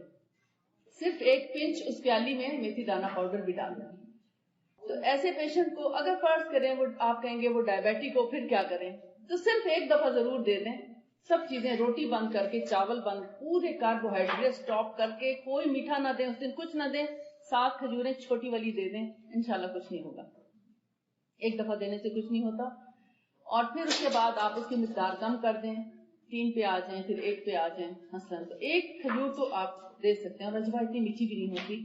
آپ باقی سارے پھل بند, اگر ڈائبیٹک پیشنٹ ہے تو سارے پھل بند کر کے, سب طرح کا میٹھا بند کر کے कार्बोहाइड्रेट्स कम करके अगर एक अजवा खजूर 7 दिन भी आप दे देंगे, मैं समझती हूँ उससे भी फायदा होगा। और अदरवाइज मेथी दाना 1 चुटकी, 1 पिंच और 1 चम्मच उसकी गुठलियों का पाउडर, वो लेके गर्म पानी में भिगो के डायबिटिक पेशेंट ऐसे ही ले लें, या उसमें चाहे आधी खजूरी ले लें, उसका टच जरूर दें खजूर का। और जो नॉर्मल लोग हैं वो कम से कम 7 दिन जरूर लें, 7 दाने, 7 अजवा, 7 गुठलियां, 7 दिन, एटलीस्ट 7 दिन लें। फिर उसके बाद थोड़ी क्वांटिटी में उसको 1 महीना, 40 दिन, 21 दिन कम से कम जरूर जारी रखें, तो आप देखेंगे हार्ट डिजीजेस क्योर हो जाएंगे इंशाल्लाह। ये महलूल बना के आपने रख लेना, 1 चम्मच 1 दिन लेना है या 1 चम्मच डेली की खुराक है, ठीक बना के रखना जी। और सुबह खाली पेट लें तो दी बेस्ट है, अभी क्वेश्चन का टाइम नहीं। अच्छा, फिर ये कार्डियोलॉजी देखें, आप देखें हार्ट डिजीज कोई कॉमन डिजीज नहीं है, कितनी बड़ी बीमारी का कितना सिंपल और आसान इलाज। ये इलाज किसने बताया होगा? नबी सल्लल्लाहु अलैहि वसल्लम। जिस रब ने हमको पैदा किया है, जिसने हमारा दिल बनाया है, वो जानता है इसका इलाज क्या है। अब आप क्या कहेंगे कि अजवा खजूर में कौन से ऐसे केमिकल्स हैं जो आपके लिए डेंजरस है, उसके लिए आप इतने टेस्ट कराएं और फिर आप उसके बाद ये लें। किडनीज की तरफ आइए, किडनी के लिए, ब्लैडर के लिए, यानी उसमें चाहे प्रॉब्लम कोई भी है, मसलन यूरिन बहुत ज्यादा आता है, यूरिन बिल्कुल कम आता है, यूटीआई का प्रॉब्लम है, पेशाब जल के आ रहा है, पेशाब आता है निकल जाता है, व्हाटएवर, या सिस्ट है, जख्म है, इन्फेक्शन है, पस आ रही है, बैक्टीरिया आ रहा है, WBCs काउंट बहुत ज्यादा हो गया है, RBCs बहुत बढ़ गए हैं, ब्लड भी डबल प्लस ट्रिपल प्लस में आ रहा है, मिसाल के तौर ऐसी आती है ना रिपोर्ट, एपिथेलियल सेल्स आ रहे हैं, व्हाटएवर कुछ भी आ रहा है, आप कुस्तुल हिंदी इस्तेमाल करें। कुस्त अल हिंदी, कुस्त अल हिंदी, हिंद इंडिया को समझते हैं, हिंद भी कहते हैं उसको, हिंदी। कॉस्टस मैं लेकर आई हूँ कुछ, थोड़ी सी आप देख लीजिएगा, आपको सैंपल मिल जाएगा। कैसे लेनी है? 1 टीस्पून, जो इसका सही तरीका वो यही है। उसमें आप चेंजेस करेंगे तो मिनिमम चेंजेस जो हो सकती है वो मैं आपको वो भी बता दूंगी कहाँ तक आप कर सकते हैं, अदरवाइज आपको फिर कोई ना कोई प्रॉब्लम हो सकती है जब आप उसको गलत तरीके से इस्तेमाल करेंगे। अगर आप सुन्नत चीज ले रहे हैं तो सुन्नत तरीका भी इख्तियार कीजिए, और अगर आप मसनून तरीका इख्तियार नहीं करेंगे तो फिर आप उसके साइड इफेक्ट्स के लिए तैयार हो जाइए। फिर सुन्नत चीज को मत ब्लेम करें, अपने तरीके को या अपने दिल को ब्लेम करें जो मानता नहीं है, क्योंकि कड़वी इतनी है कि हर एक के लिए पीना खाला जी का घर नहीं है, बहुत ज्यादा कड़वी, क्योंकि ये खून को साफ करने वाली चीज है, बॉडी को डिटॉक्स करती है, ब्लड को कैसे क्लीन करती है। आप देखिए जिस तरह हिजामा करता है ना ब्लड को क्लीन, इसी तरह ये कुस्तुल हिंदी भी ब्लड को क्लीन करती है। आपको पता है सब बीमारियां खून में ही होती हैं। जब आप बीमार होते हैं तो सबसे पहले क्या होता है? Blood test. क्यों होता है? ब्लड से ही पता चलता है बीमारी क्या है, और हर बीमारी है ही ब्लड में। और इसकी एक और दलील भी है कि अल्लाह ताला ने हमें हलाल जानवरों को किस तरह हमारे लिए हलाल किया कि उनका खून जाया करके, वो भी एक खास तरीका है कि उनको ज़बह किया जाए अल्लाह का नाम लेके, और उनके पूरी शरीर को ना काटा जाए, उसका कनेक्शन रहने दिया जाए दिमाग से कि पूरे का पूरा ब्लड उसका वेस्ट हो जाए। अगर जानवर बीमार भी है, इवन यानी जैसे उसको बुखार है या उसको कोई तकलीफ भी थी, बीमार था, वो जिंदा नहीं रह सकता, जब उसका ब्लड जाया हो गया तो जानवर का गोश्त बिल्कुल ठीक ठाक। ये हिकमत है खून जाया करने में कि हर बीमारी खून ही में है, और अब तो ये साइंस ने भी आपको प्रूव करके दे दिया कि हर बीमारी खून में पाई जाती है और उसी से उसका टेस्ट होता है। तो जब खून साफ हो जाए तो बीमारी खत्म। इसीलिए रसूलुल्लाह सल्लल्लाहु अलैहि वसल्लम ने कुस्तुल हिंदी के बारे में फरमाया 7 शिफाएं हैं कुस्तुल हिंदी में, 7 शिफाएं, 7 बीमारियों से शिफा नहीं फरमाया, 7 शिफाएं फरमाया। एक ऑर्गन का नाम, अब देखिए, एक अगर फर्ज करें कि किडनी का प्रॉब्लम है, मसलन किडनी में सिस्ट हो सकती है, ट्यूमर हो सकती है, इन्फेक्शन हो सकता है, पेन हो सकता है, स्टोन हो सकता है, किडनी श्रिंक हो सकती है, किडनी स्वेल हो सकती है। कितने प्रॉब्लम्स एक किडनी से रिलेटेड हैं, सब के सब इसमें ठीक होते हैं। एक किडनी से रिलेटेड देखें 7 बीमारियां कम से कम आपको मिल जाएंगी। तो 7 शिफाएं जो फरमाई हैं مختلف آرگنز کا نام لے کے آپ نے فرمایا. مثال کے طور پر لنگس کے لیے، لنگس کی بھی تقریباً ہر بیماری کی اس میں شفا ہے. آپ نمونیا دیکھ لیں، ٹی بی دیکھ لیں، پلیورسی جس میں لنگس میں پانی پڑ جاتا ہے. یہ ٹی بی نمونیا میں نے اپنی طرف سے کہا ہے، ٹھیک ہے. اس کا چونکہ ہم نے ایکسپیرینس کر کے دیکھا اس لیے کہہ رہی ہوں. حدیث میں جو الفاظ آتے ہیں پلیورسی کا آتا ہے، ایستھما کا آتا ہے، کنجیشن اور کاف، اور اس کے علاوہ ذات الجنب کا لفظ آتا ہے. ذات الجنب کہتے ہیں لنگس کا ایک ایسا پھوڑا ہوتا ہے جس میں لنگس ہارڈ ہو جاتے ہیں، اور وہ اتنے ہارڈ ہو جاتے ہیں کہ ان کے اندر فلیکسیبلٹی ختم ہو جاتی ہے اور انسان 1-2 دن میں ہی ختم ہو سکتا ہے. اللہ تعالیٰ سب کی حفاظت کرنا. ڈاکٹرز اس پھوڑے کو کاٹ کے نکالتے ہیں، لنگس کا حصہ کاٹ دیتے ہیں. ان کے پاس صرف یہ علاج ہے اور کوئی علاج نہیں. جبکہ رسول اللہ صلی اللہ علیہ وسلم نے خست الہندی میں اس کو علاج فرمایا کہ اس کو کھلایا جائے مریض کو اور اس کو سنگھایا بھی جائے، سنف کرایا جائے. خست الہندی کو سنف بھی کرایا جائے کہ ڈائریکٹ لنگس کو ٹچ کرے. وہ ٹچ کیسے کرے گی؟ اس کا اسمیل جائے گی، ڈائریکٹ اسمیل اس کے انہیل کرے گا تو وہ اس سے بھی ٹھیک ہونا شروع ہو جائے گا. اور اس کے علاوہ اس کو اولیو آئل میں، ایکسٹرا ورجن اولیو آئل میں مکس کر کے رکھ لیں 1/10 کے ریشو سے یا 2/10 کے ریشو سے. 1 سے 2 چمچ 10 چمچ تیل میں مکس کر کے رکھ لیں، اور پھر اس مکسچر کا 1 چمچ صبح شام پیشنٹ کو دینا شروع کریں. یہ کس کس چیز کے لیے ہے؟ یہی خشک کھانسی کے لیے، ڈرائی کاف.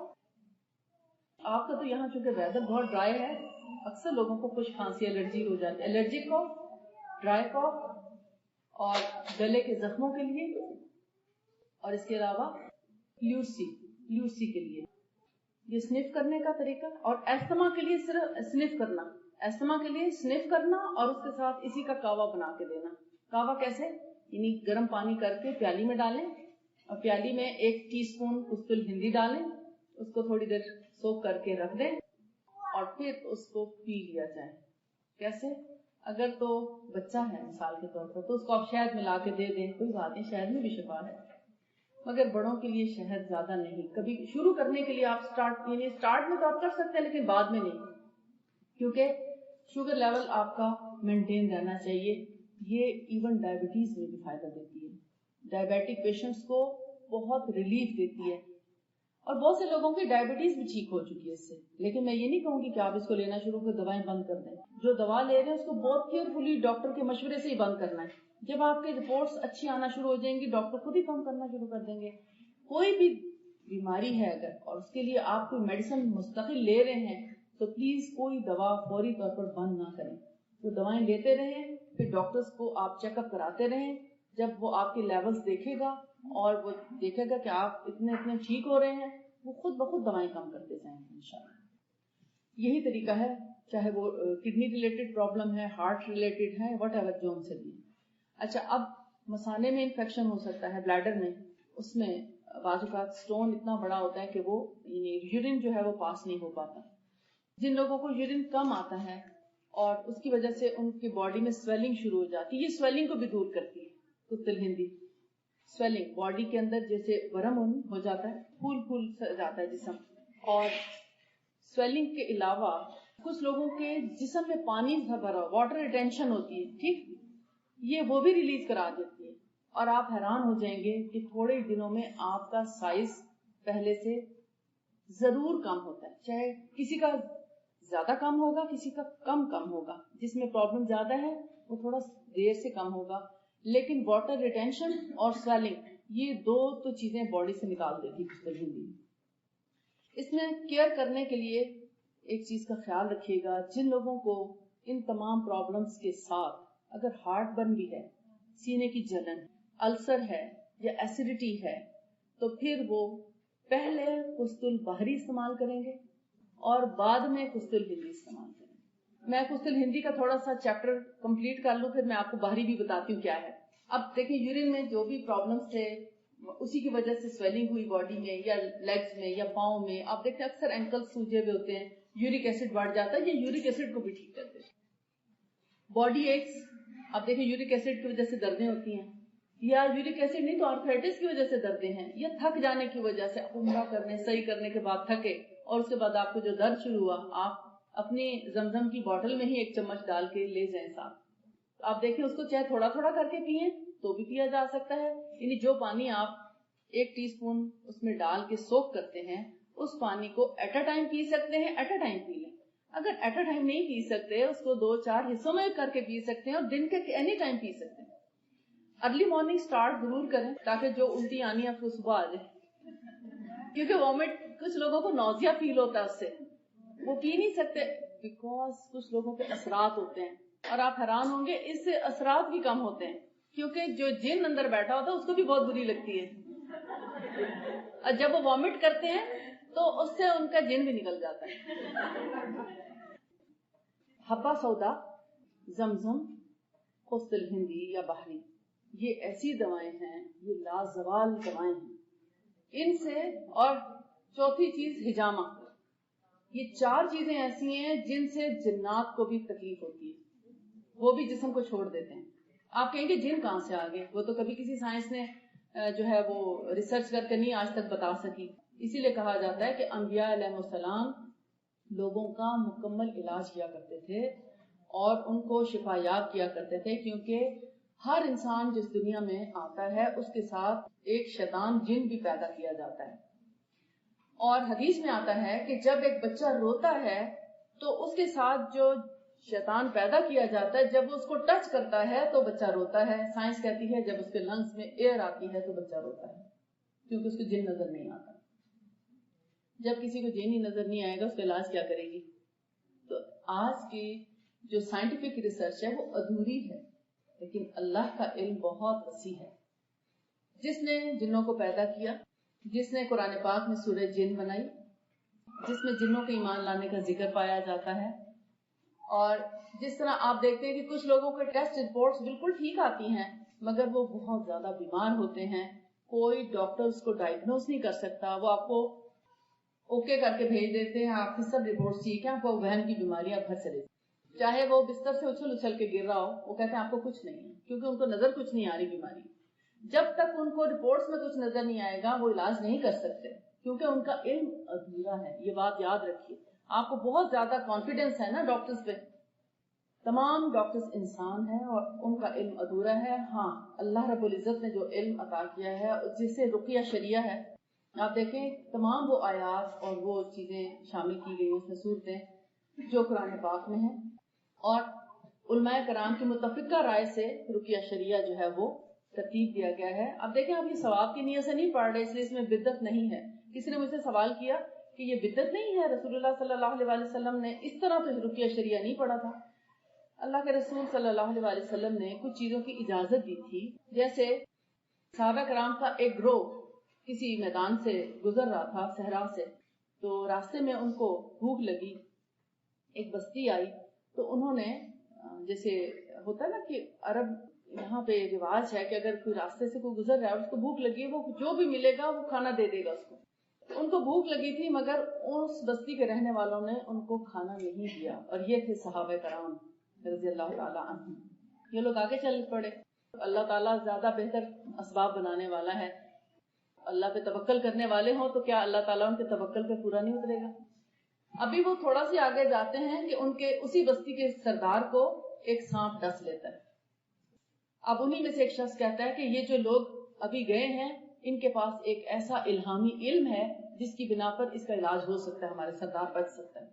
انہوں نے پھر اسی قافلے کو واپس بلایا اور ان سے ریکویسٹ کی کہ اس کا علاج کرو, کیونکہ ان کے پاس بھی نبی کا دیا ہوا علم تھا. انہوں نے انکار کر دیا, انہوں نے کہا ہم اس کا علاج نہیں کریں گے, کیونکہ تم, مطلب یہ نہیں کہا کہ تم نے کھانا نہیں دیا تھا اس لیے. انہوں نے کہا تھا ایک شرط پہ ہم علاج کریں گے. تو انہوں نے پوچھا کیا شرط ہے؟ انہوں نے کہا 30 بکریاں 30 گوٹس آپ ہمیں دیں گے تو ہم دم کریں گے.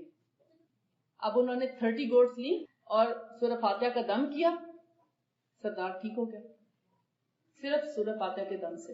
اور سانپ کے ڈسنے میں سورہ فاتحہ کا دم بہت کارآمد ہے. اب وہ ان کے دل میں تھوڑی سی تکلیف ہوئی کہ ہم نے 30 بکریاں ان سے لے لی ہیں, اب رسول اللہ صلی اللہ علیہ وسلم کی کیا رائے ہے اس بارے میں, وہ پتہ نہیں ناراض نہ ہوں.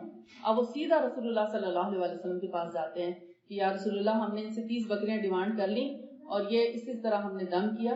تو آپ نے پوچھا تمہیں یہ دم کس نے سکھایا تھا؟ انہوں نے کہا کہ اس سورت کا نام شفا بھی ہے. تو ہم نے سوچا کہ اللہ اس سے شفا دے گا، لہٰذا ہم نے اس کو پڑھا تو وہ ٹھیک ہو گیا. آپ نے کہا تم نے سچ اچھا کیا. یعنی ان کو اچھا، پہلے آپ نے کہا کہ نہیں میں بھی ایک شرط کا تمہیں مشورہ دوں گا، آپ صلی اللہ علیہ وسلم نے فرمایا. انہوں نے پوچھا وہ کیا؟ ہاں، ایک تو یہ بات پوچھی کہ ہم نے دم درست کیا کہ نہیں، دوسرا یہ کہ ہم نے 30 بکریاں ان سے لے لی، کیا ہم نے غلط تو نہیں کیا؟ آپ نے کہا اچھا میں بھی تمہیں جو ہے نا ایک شرط پہ دوں گا، ایک بکری اس میں سے تم مجھے دو گے. یہ اصل میں ہمیں اس طرح سے کچھ چیزوں کے بارے میں ہمیں رہنمائی ملتی ہے کہ کیا چیز، جیسے ڈاکٹر اپنی فیس لیتا ہے مثال کے طور پر، تو اس سے ہی رہنمائی ملتی ہے کہ اگر ڈاکٹر اپنی فیس لیتا ہے تو وہ غلط نہیں کرتا. اب آپ دیکھیں اگر ساری دنیا ایک انسان کے پاس آ کے مشورے کرنے لگے تو اس انسان کی اپنی زندگی تباہ ہو جائے. تو وہ ایک ریسٹرکشن بھی ہے. پھر یہ کہ اگر اس کے ہاتھ میں کچھ نہیں ہوگا، وہ صدقہ خیرات کوئی اور خیر خائی کے کام، بھلائی کے کام کچھ بھی نہیں کر سکتا، نہ اپنا گھر چلا سکتا. تو اگر آپ سمجھتے ہیں ایک ایسا انسان ہے کہ وہ ہو سکتا ہے کہ وہ آپ سے زیادہ کوئی اور بھلائی کا کام سوچ کے یا مختلف بھلائیوں کے کاموں میں لگا دے، تو اس کو فیس دینے میں کیا برائی ہے؟ اب 30 بکریوں جتنی فیس لینے کی اجازت ہے. ٹھیک، اچھا، یہ مطلب یہ ایک اس میں سے سیکھنے کی بات ہے، یعنی اس میں کوئی برائی نہیں. آپ نے کہا تم نے ٹھیک کیا، کوئی حرج نہیں اس میں. آپ دیکھیں نا، پتہ نہیں کتنا بڑا قافلہ تھا، ان کو کتنے کھانے کی ضرورت تھی، اور پھر وہ اللہ تعالیٰ ہی ضرورتیں پوری کرنے والے، اور بعض دفعہ 20 گنا زیادہ بھی تو دیتا ہے نا اللہ تعالیٰ جب اس پہ توکل کرتے ہیں. تو بہرحال یہ ایک ضمناً بات آ گئی.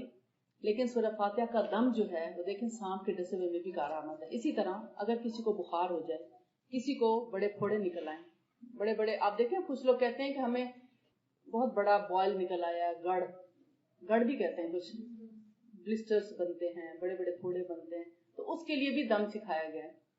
یعنی جھاڑ پھونک کا طریقہ ہے، دم ہے. پھر ایک جنرل دم ہے جو جنات، جادو، آسیب اور نظر سے بچنے کے لیے ہے. نبی صلی اللہ علیہ وسلم پر جب جادو کا اثر ہوا وہ اللہ کے حکم سے ہوا تھا، آپ بھولے نہیں تھے اللہ کو. لیکن ہمیں وہ طریقہ سکھانا تھا کہ اگر امت مسلمہ کا، امت محمدی صلی اللہ علیہ وسلم کا اگر ایک فرد بھی اس کیفیت سے دوچار ہو جائے کہ جنات اس پر غلبہ پا لیں اور اس کا اپنا ریموٹ کنٹرول جنات کے ہاتھ میں چلا جائے یا اس پر جادو کر دیا جائے، اور جنات، آپ کو پتہ ہے جادو کے ذریعے جنات انسانوں میں ڈمپ کیے جاتے ہیں. اب اس جن کا بھی بس نہیں رہتا کہ وہ اٹھ کے باہر چلا جائے، نکل جائے، اور انسان بھی جو ہے وہ بے بس ہو جاتے ہیں کہ اب اس کو کیسے نکالا جائے. اور یہ جنات ہمارے جوڑوں میں بیٹھ جاتے ہیں، گھٹنوں میں بیٹھیں گے، کمر میں بیٹھیں گے، یہ آپ کے شولڈرز پہ، دماغ میں.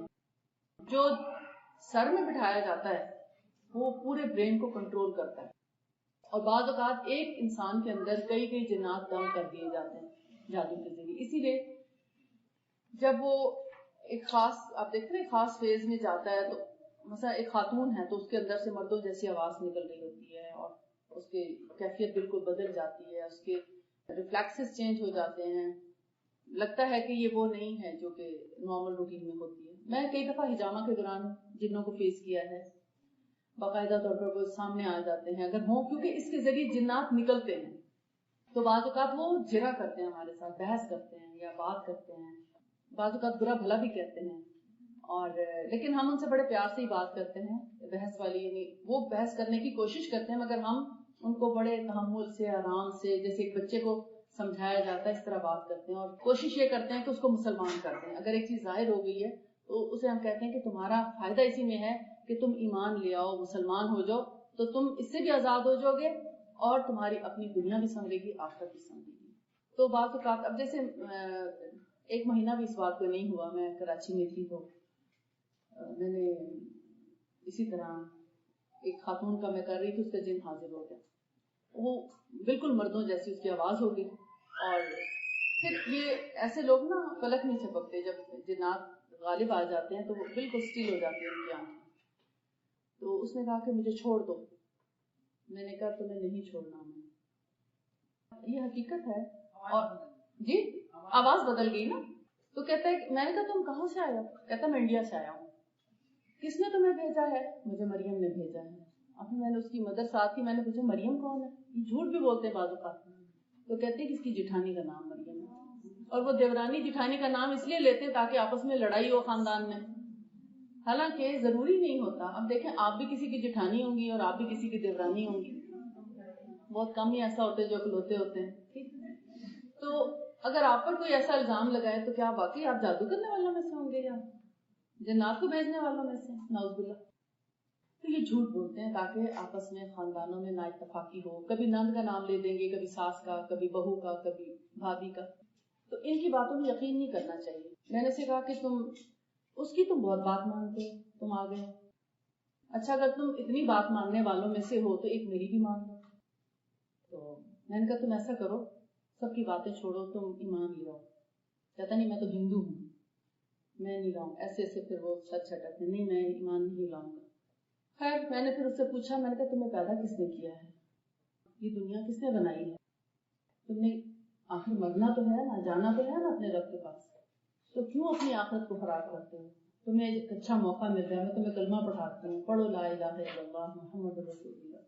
تمہارا بہرحال ایک لمبی کہانی ہے, اتنا وقت نہیں ہے کہ میں آپ کو اتنی ڈیٹیلز میں جاؤں, لیکن الحمدللہ اس کا جن نکل گیا. کیسے کہ جب اس کا حجامہ شروع کرتے تھے تو وہ حاضر ہو جاتا تھا, حجامہ نہیں کرنے دیتا. تو اس کے سر کا حجامہ یہ جنات اور شیاطین اور جادو وغیرہ کے اثرات کو دور کرنے کے لیے 0.32 لگایا جاتا ہے, اور اس سے وہ لوگ بے بس ہو کر نکل جاتے ہیں.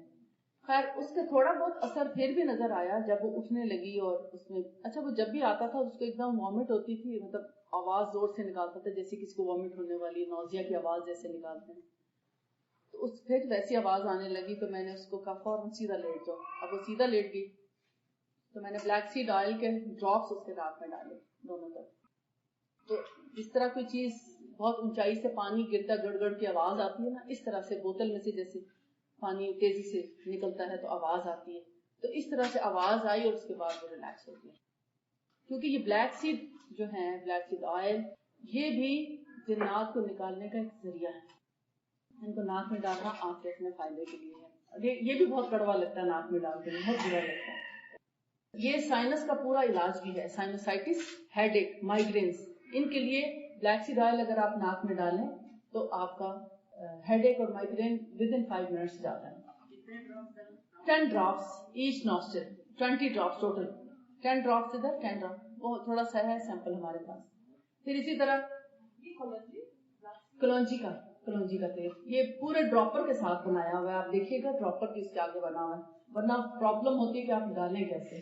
اسی طرح خست البحری اور ہندی, یہ گلے کی خرابی, ٹانسلائٹس, ماؤتھ السرز. بحری جو ہے وہ السرز کے لیے بہت اچھی ہے, اسکن ڈیزیزز کے لیے بہت اچھی ہے, کہ جلد پر اگر کوئی دانے پھوڑے پھنسیاں کوئی ایسی چیز ہے تو اس کو پانی میں ملا کر یا شہد والے پانی میں ملا کر لگایا جائے تو پھوڑے پھنسیاں, الرجی جو ہے اس سے کیور ہو جاتی ہے.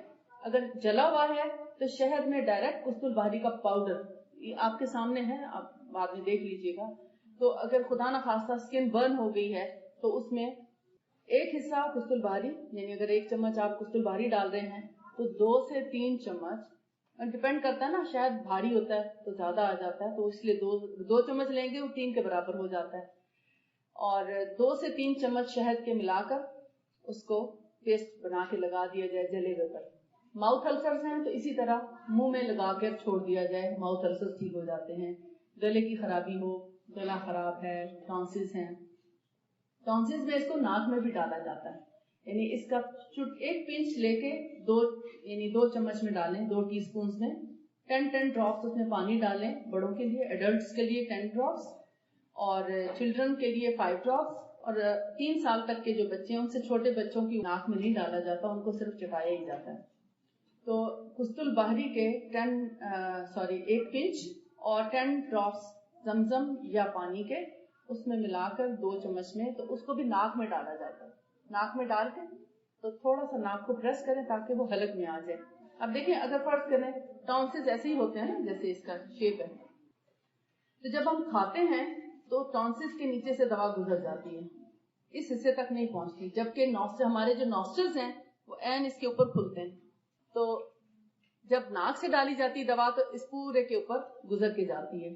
تو ود ان 3 days آپ کا گلا بالکل ٹھیک ہوتا ہے. اگر بہت زیادہ پس پڑی ہوئی ہے, بہت خراب ہے, within a week tonsils بالکل کیور ہو جاتے ہیں, اور آپ حیران ہوں گے ایک دفعہ جس کے قسط الباری سے ٹونسلز ٹھیک ہو جائیں دوبارہ خراب نہیں, جب تک کہ بہت زیادہ آپ نے زیادتی نہ کی ہو. السرز ہیں, اگر اسٹمک آپ کا اندر سے جسے کہتے ہیں نا بعض دفعہ H pylori, ulcers, acidity, heart burn, acid reflux, ان میں سے کوئی بھی بیماری ہے, یا السریٹو کولائٹس, گیسٹرک پرابلمز, پیٹ درد, اس میں بھی آپ قسط البحری 1 ٹی اسپون تھوڑے پانی کے ساتھ نگل لیں یا گھول کے پی لیں, دونوں طرح سے چلے گا. گھول کے بھی پیا جا سکتا ہے 1 ٹی اسپون تھوڑے پانی میں, یعنی 2 گھونٹ پانی ہو یا 4 گھونٹ, اس سے کوئی فرق نہیں پڑتا, بس کچھ پانی ہو جس میں یہ ذائقے میں کڑوی نہیں ہے.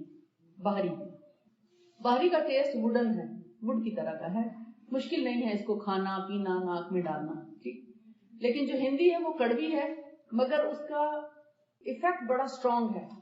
جن لوگوں کو ہارٹ برن ہو وہ ہندی پہلے نہ لیں, 1 مہینہ قسط البحری لے کے پھر اگر کوئی انفیکشس ڈیزیز ہے, مثلا کوئی کڈنی کا انفیکشن ہے, کوئی لیور کا ہے, اور کسی بھی چیز کا انفیکشن ہے, تو اس میں ہندی پھر 1 مہینے کے بعد لیں.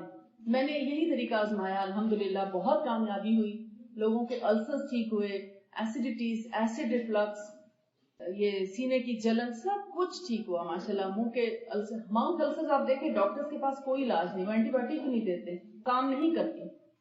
تو اندر کا انفیکشن ہو یا باہر کا, قسط البحری دی بیسٹ سورس ہے. آپ صلی اللہ علیہ وسلم نے جلد کی بیماریوں میں بھی اس کا ذکر کیا ہے کہ جلد کے لیے بھی شفا ہے, یہ آلات بول کے لیے شفا ہے, یہ اور اسی طرح انفرٹیلٹی کے پرابلمس, میل انفرٹیلٹی ہو یا فیمیل انفرٹیلٹی, دونوں میں قسط الہندی میں سمجھتی ہوں یہ اللہ کا بہت بڑا انعام ہے. کڑوی تو ہے, مگر کڑوی شاید ہمارے امتحان کے لیے رکھا ہے, یعنی ہمارا اس میں نا امتحان ہے ہمارے ایمان کا. جس کے لیے اللہ تعالیٰ نے شفا کا حکم دے دیا ہے اس کو قسط الہندی کی توفیق ہوتی ہے. جس کے لیے شفا ابھی نہیں آئی اس کا ذہن ہی نہیں بنتا. آپ دیکھ لیجئے کئی لوگ لے بھی لیتے ہیں تو پینے کی توفیق نہیں ہوتی کیونکہ شفا کا حکم نہیں آیا, اور جب شفا کا حکم آ گیا ہے تو آپ کڑوی سے کڑوی چیز بھی استعمال کر لیتے ہیں. دیکھیں اس کے 2 طریقے ہیں, ایک میں نے آپ سے کہا تھا, میں آپ کو دونوں بتاتی ہوں. اصل طریقہ 1 گلاس پانی میں 1 ٹی اسپون ڈال کر رات کو سوک کریں اور صبح خالی پیٹ پئیں فجر کے بعد, اور پھر ناشتے میں اور اس میں کچھ گیپ بھی کریں, فوراً ناشتہ نہ کریں. اور دوسرا طریقہ یہ کہ اگر آپ زیادہ مقدار میں پانی نہیں پی سکتے کڑوا, تو 2 گھونٹ پانی میں آپ 1 ٹی اسپون مکس کر کے رات کو سوک کر دیں, صبح وہ 2 گھونٹ جلدی سے پی لیں, اور اوپر سے 1 گلاس سادہ پانی پی لیں. یہ بھی ہو سکتا ہے.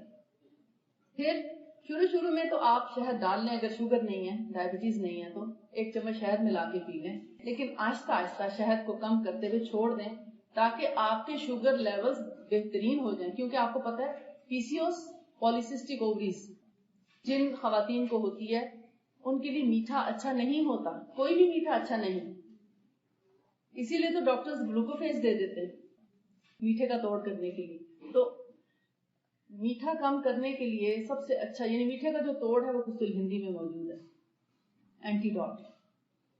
جن لوگوں نے میٹھا کھایا یا کھاتے بھی ہیں, رہ نہیں سکتے, مجبور ہیں, پھر قسط الہندی پی لیا کریں, اس کا اینٹی ڈاٹ ہو جایا کرے گا. مگر اس کا مطلب یہ نہیں کہ میٹھا بھی کھاتے رہیں قسط الہندی بھی پیتے رہیں, مگر اس کے علاج ضرور ہے. یعنی اس کی وجہ سے اگر آپ کا شوگر لیول ہائی ہو رہا ہے تو قسط الہندی اس کو ڈکریز کر دے گی انشاءاللہ. پی سی اوز میں اسی طرح رات کو سوک کریں, صبح پئیں. انفرٹیلٹی میں میل ہو یا فیمیل اسی طرح رات کو سوک کریں, صبح پئیں. اور 1 مہینہ یا 2 ہفتے یا 3 ہفتے لینے کے بعد 1 سے 2 دن چھوڑ سکتے ہیں آپ.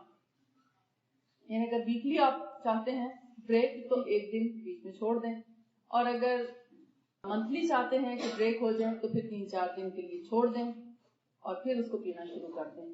میل انفرٹیلٹی ہو یا فیمیل. فیمیل اگر ہے مینسٹرل سائیکل کو ریگولر کرتی ہے قسط الہندی. جن لوگوں کے مینسز بالکل ہی نہیں ہوتے وہ بھی آ جاتے ہیں. جن کے irregular ہیں, کبھی آتے ہیں کبھی نہیں آتے, 1 مہینہ آئے, 2 مہینے نہیں آئے, 3 مہینے نہیں آئے, 4 مہینے, پھر آتے ہیں تو 2 مہینے رہتے ہیں. یعنی آ جائیں تو جاتے نہیں, چلے جائیں تو آتے نہیں. ان کو بھی ریگولائز کرتی ہے. ٹھیک, لینے کا طریقہ یہی ہے، جب تک 3 مہینے، آپ کہیں گے کب تک لیں، جب تک 3 مہینے ریگولر مینسز نہیں آ جاتے ان کو لیتے رہیں. 3 سائیکلز ریگولر آنے کے بعد آپ اس کو چھوڑ سکتے ہیں. اور جن لوگوں کو انفرٹیلٹی کا پرابلم ہے، سیم میتھڈ ہے لینے کا، لیکن جب پریگنینسی پازیٹیو آ جائے تو اس کو 3 مہینے کے لیے اسٹاپ کر دیں.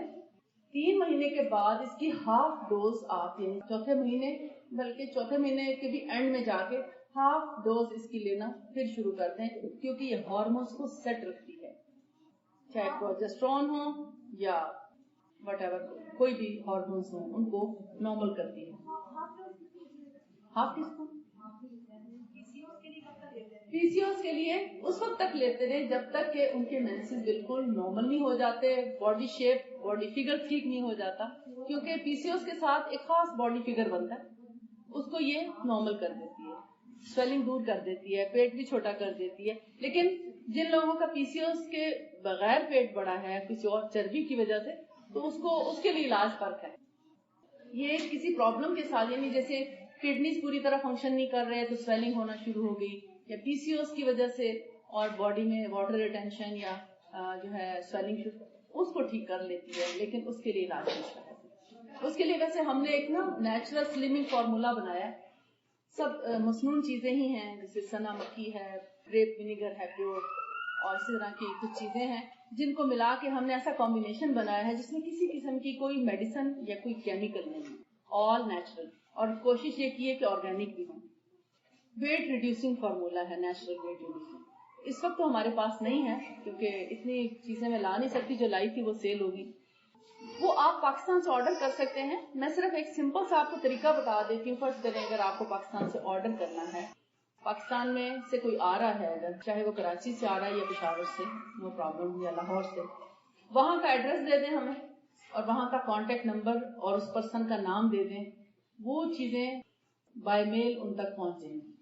بس ہمیں فلائٹ کا ایک رف آئیڈیا دے دیں کہ اتنے دنوں کے بعد کی فلائٹ ہے، اس سے پہلے وہ چیزیں وہاں پہنچ جائیں گی. آن لائن پیمنٹ کر دیں. جی نہیں، ویب سائٹ سے نہیں، وہ خود بھی پاکستان سے بھی کر سکتے ہیں. اگر آپ نے یہاں سے پیمنٹ کرنی ہے یہاں بھی کر دیں.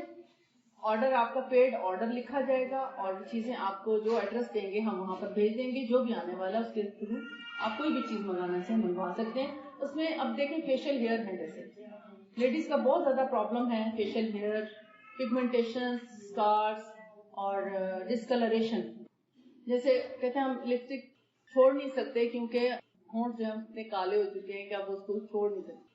اب کچھ تو لپسٹکس کا بھی ایسا ہے، یعنی اثر کہ وہ اس کی وجہ سے ہونٹ کالے ہو جاتے ہیں. جی ہاں، ٹون خراب ہو جاتی ہے لپس کی، تو اس کے لیے بھی، اور یہ ساری پرابلمس کے لیے ایک ہی دوا ہم نے بنائی ہے. یہ بھی اسکن کے لیے بہت اچھا ایک ٹونک ہے. یہ بھی مصنوعی چیزوں سے ہی بنایا گیا ہے. اور اس کے ساتھ ایک گلو ہے. گلو آپ دیکھیں گے وہ آپ کو دکھا، چونکہ چند باٹلز ہیں اس لیے آپ کو زیادہ، میں لوشن وغیرہ ابھی بھی اس وقت بھی میں نے وہی یوز کی ہوئی ہے، حالانکہ باہر آنا تھا تو میں نے سوچا چونکہ ہم کور کر لیتے ہیں اس سے فرق نہیں پڑتا تو میں باہر بھی لگا لیتی ہوں. لوشن کی جگہ میں وہی یوز کرتی ہوں. اور وہ آپ دیکھیں گے اس میں کوئی خوشبو بھی نہیں ہے. آپ پریشان ہوں گے کہ یعنی تھوڑی سی آپ کو اسمیل اچھی نہیں لگے گی اس کی بھی، کیونکہ وہ بیسیکلی ٹریٹمنٹ ہے آپ کی اسکن کا. اس میں کوئی جتنی خوشبودار چیزیں ہوں گی اتنی ہی نقصان دہ بھی ہوں گی. چاہے وہ سوپ ہوں، شیمپوز ہوں، آپ جب خوشبو کے بیس پہ لیں گے آپ کو کبھی فائدہ نہیں ملے گا. وہ صرف آپ کے دل کو ایک تسکین ضرور ہوگی، ادروائز کچھ نہیں. اس میں کوئی خوشبو نہیں ہے، بلکہ آپ کو ذرا عجیب سی اسمیل آئے گی کیونکہ اس کے اندر بھی ہنی اور اس طرح کی نیچرل چیزیں ہیں سب. تو اس کو جب بھی آپ نے یوز کرنا ہے، کچھ لوگ کہتے ہیں میرا منہ تو ایسا اسٹکی ہو گیا، وہ اس لیے کہ ڈرائی منہ پہ نہیں لگانا ان کو. یہ فیشل پاؤڈر جو ہے جس کا میں نے ابھی اسکارز وغیرہ اور اس کے لیے فیشل ہیئر کے لیے ذکر کیا، وہ بھی، اور گلو بھی، یہ دونوں چیزیں فیس واش کرنے کے بعد تھوڑا گیلا گیلا فیس ہو اس پر لگائیں. اگر صرف گلو اپلائی کرنا چاہتے ہیں لوشن کی جگہ تو ½ ٹی اسپون جتنا آپ اپنی ہتھیلی پہ ڈالیں اور اس کو ہاتھ پہ لگا کے فیس پہ بھی لگا لیں. اور ہاتھوں کے جیسے کیوٹیکل جن کے بن جاتے ہیں، رف ہو جاتے ہیں ہاتھ، ان سب کے لیے بہت اچھا ہے، بیبی اسکن رہتی ہے. اور اگر فیشل پاؤڈر جو ہے جو فیشل ہیئر کے لیے میں نے بتایا ہے اور اسکارز وغیرہ کے لیے، یعنی یہ ایسی چیزیں جن کا کوئی سائیڈ افیکٹ نہیں ہے اگر ان کو صحیح طریقے سے آپ استعمال کریں. हाफ टी स्पून पाउडर लें, उसको उसी ग्लो में थोड़ा सा सोक कर दें, और मैं तो कहूँगी 2-3 कतरे जमजम शिफा के लिए उसमें जरूर ऐड करें। फिर उसका पेस्ट बना के फेस वॉश करने के बाद उसको अप्लाई करें स्किन पे। 1 घंटा भी काफी है, 1 से 2 घंटे। और अगर आप चाहते हैं जैसे छाइयों वगैरह के लिए, पिंपल्स के लिए ओवरनाइट ना लगाएं।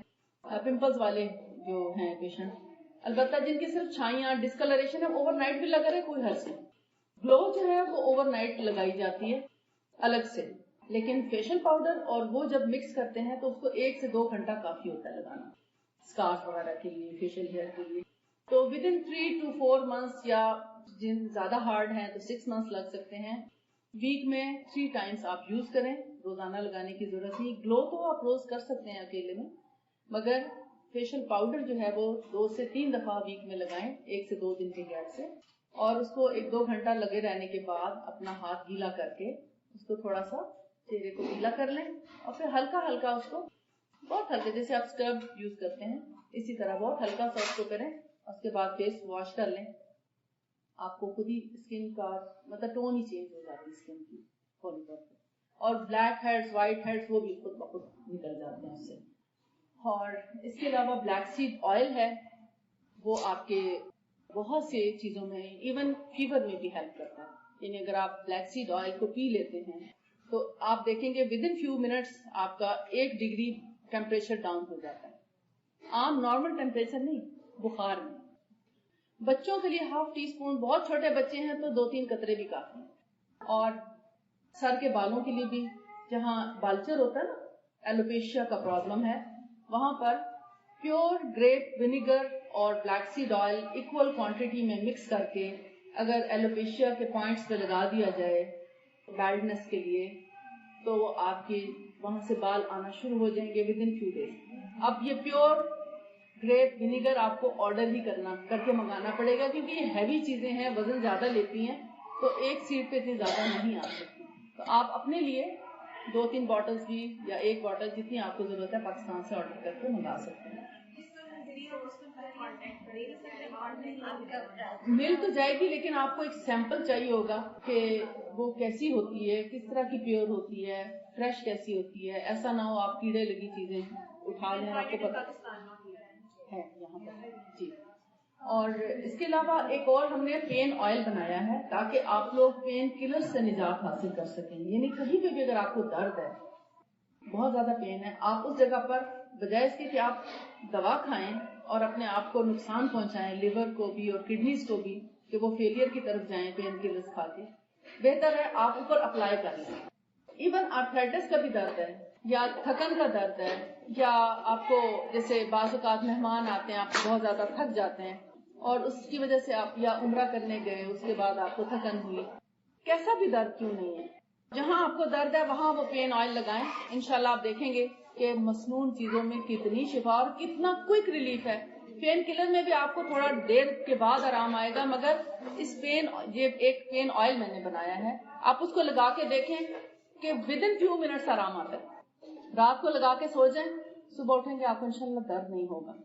और अगर किसी की बहुत ज्यादा स्वेलिंग है और बहुत ज्यादा प्रॉब्लम है, तो हो सकता है उसको 1 या 2 दिन और लगाना पड़े और उसका दर्द जो है वो ठीक हो जाएगा। लेकिन ये भी हो सकता है जिन लोगों के नी जो है उनकी कार्टिलेज खत्म हो जाती है और फिर हर रोज दर्द बढ़ जाता है, फिर वो हर रोज पेन किलर जो खाते हैं उसकी जगह ऑयल लगा लें डेली बेसिस पे, तो उनका पेन किलर से कम छुटकारा हो जाएगा इंशाल्लाह।